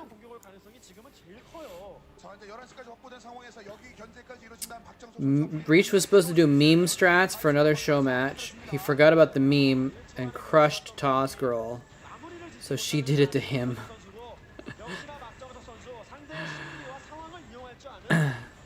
The least tilting race to play? You're Master Terran but SCT, but you're tilted? Oh, you mean you actually haven't played Brood War? I think most people would say the least tilting race in StarCraft 1 would be Protoss. Would be the least tilting. But I know plenty of Protosses that get tilted. But yeah, I think probably more Terrans get tilted.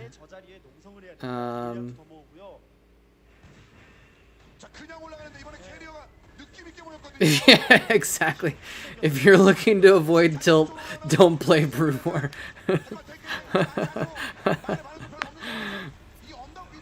Don't play Escape from Tarkov either, by the way. That's a shooter game that I've been playing a lot lately. It is a very tilting game. I've actually never been more tilted at a game than I have been in StarCraft, in Escape from Tarkov. Okay, Toss Girl's about to wreck Reach right now, by the way. Like, she's just charging into the front door here with carriers. Or against his carriers with Goliaths.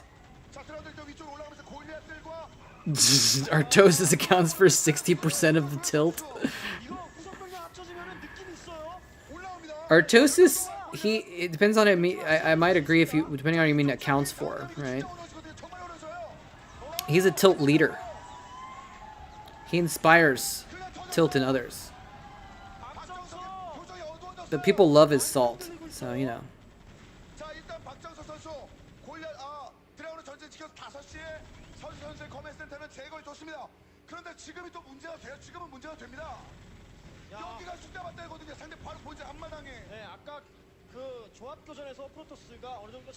Two base timings.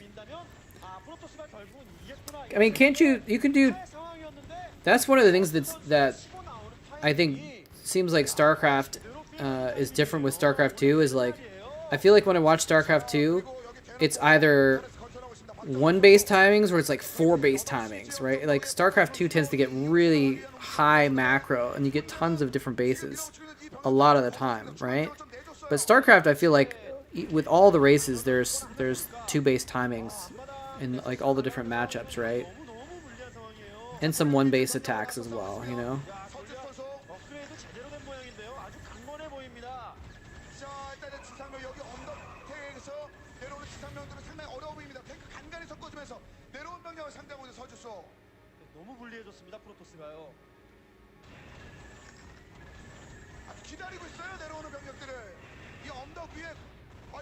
Found some of the Brood War community toxic? Oh yeah.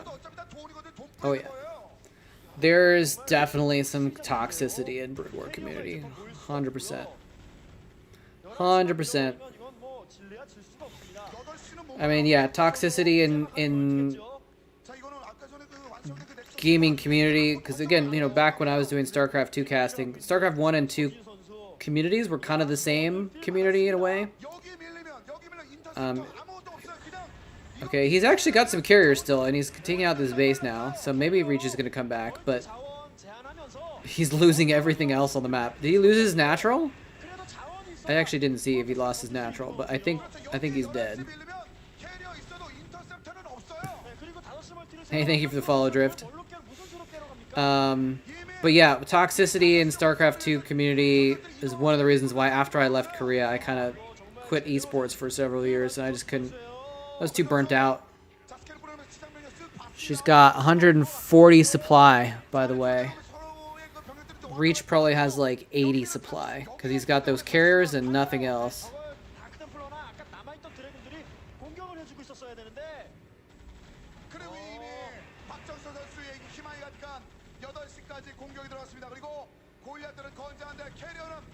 공격 한번 붙을 때마다 인터셉터가 사라집니다. 공짜로 하늘에 떨어지는 게 아니에요, 이거는. Remember the SC2GG versus TL feud thing? 박정선 선수 상당히 힘들어하고 있습니다. I remember do you guys, I don't know if you remember this. We had a set of show matches, TL versus SC2GG, player versus player or whatever. And we had a dual cast where me and Chill did a cast of the show matches, right? And we just pitted against each other basically. The very beginning of the cast, we signed on. Actually, I don't know if it was even broadcast. I don't know if what I'm talking about right now was ever actually broadcast. But it was at the beginning of the cast, right before we got into it. And I said, I'd never really talked to Chill before or anything like that in person, just on IRC or something. And I signed on. I was like, hey guys, cool. This is going to be fun. And I said, there's the GG. Toss girl beats the man toss. Look at his face. He's like,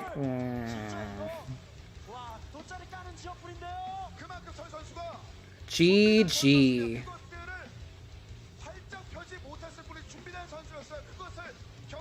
Awesome. So I go into. Oh, let's keep this on. Are they gonna go shake hands or something? Yeah. Good manner. Good manner. Salute. GG. Anyway, so I remember I signed on and I said to them, I was like, hey guys, I know we've had our disagreements and everything like that, but let's just, I'm putting it all behind me and I just want to make this a good cast and let's just have fun today and not be enemies. And Chill basically told me to go F myself. I was like, oh, I'm gonna bury the hatchet, and he's like, I'm not burying the hatchet. We're going toe to toe, and I was like, that's how it's gonna be. All right. I offered the olive branch to Team Liquid, and they shat on it. So, just saying. Just saying. Anyway. Yeah, if you want to help out with Brood War stuff, go to Diggity's links. Let's see, wait, one of them is, what are these? I actually don't even know what these are. I thought you were linking to the where's my chat? Lost track of my chat. Here we go, here's the chat. Whoa, what the hell is going on? Somehow my chat ended up at 25%. This is your GitHub? I don't know what these are. This isn't Discord. This is something else. Anyway, I'm gonna assume that Diggity is explaining what's going on. Have to be top. What? It didn't even show who that was. What the hell? Oh, it was Kung Piss Tank. Why did it not show you your name on the alert? My alerts are messed up. Sometimes it doesn't show the message. Sometimes it doesn't show the person now. Thank you so much, Kung Piss Tank. Appreciate the support. Definitely. I am going to be signing off in a second here, though. But anyway, let's see. Yeah. Oh, maybe because it has piss in your name that it blocked it out. But it's shown your name before, hasn't it? I don't know. That's weird. Anyway, let's see if we're on Twitch. Let's see if there's anyone good to raid. No one I know is really online. Let's see if StarCraft. Who's on StarCraft?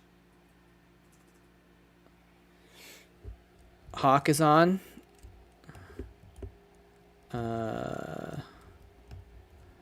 Twitch.tv/ what is it? Browse. That's not it. Try to go to a person named Browse. Let's see who's on StarCraft. I'm gonna raid CPL actually because they raided me before. I want to pay them back some love. And I raided Hawk a week or two ago. So, but if you want to watch Hawk instead, go watch him. CPL's cool. I think Quick TV's doing some show matches. It looks like, although I don't know if they're starting right now. Herbmon also. You got plenty of choices here. Plenty of choices here. I'm gonna raid CPL though. But you know, feel free to watch whatever StarCraft you want, or open up multiple windows and watch all of it if you want to. And also this guy Moletrap. What? Who's that? Moletrap. Never heard of him. I wonder if there's anyone else down here that I'm missing that I know. Someone's playing with the special graphics. Anyway, but thank you all for watching. Next week, I don't know where I'm going to be in 4 days next Wednesday. So I don't know what's going to happen for that. But I'm going to try to do some casting. I'm going to try to be back on Twitch for Wednesday's cast. But it might be, you know what, guys? It might be the return of the car cast. I might be in my car. I might be doing streaming out of my car. Like if I can find a coffee shop that has a good enough speed to stream from or something like that, sit in the parking lot. And I don't know. Anyway, so but thank you all for watching. Much thanks to Max and Kung Piss Tank. Thank you guys for the donations. Much appreciated. Very, very helpful. And yeah. Let's see. Coach Pupil League. Coach Pupil League. I'm going to start up the raid on them. And, but yeah, hopefully I'll be here on, oh, who was that? It's not showing it again. What the hell? My alerts are messed up. Thank you, Kung Fist Tank. You're already on the top. You don't got to donate anymore. You're already there. Anyway, much appreciated. But yeah. So hopefully I'll be, internet car is better this time. I hope so, man. I hope so. Although I have to have better internet this time because then I only needed enough upstream to upload my voice because it was someone else was patching it together for the cast, right? This I need actually video. So I need a better upspeed for this. So I don't know. We'll see how it goes. But maybe I'll find a hotel and just go in their lobby and use the internet in the hotel lobby or something like that. But either way, I will try to be doing some streaming on Wednesday as well. But I have no idea where I'm going to be. So catch you all later. And have a good evening. And I hope you're all staying safe and healthy. And I'll talk to you soon.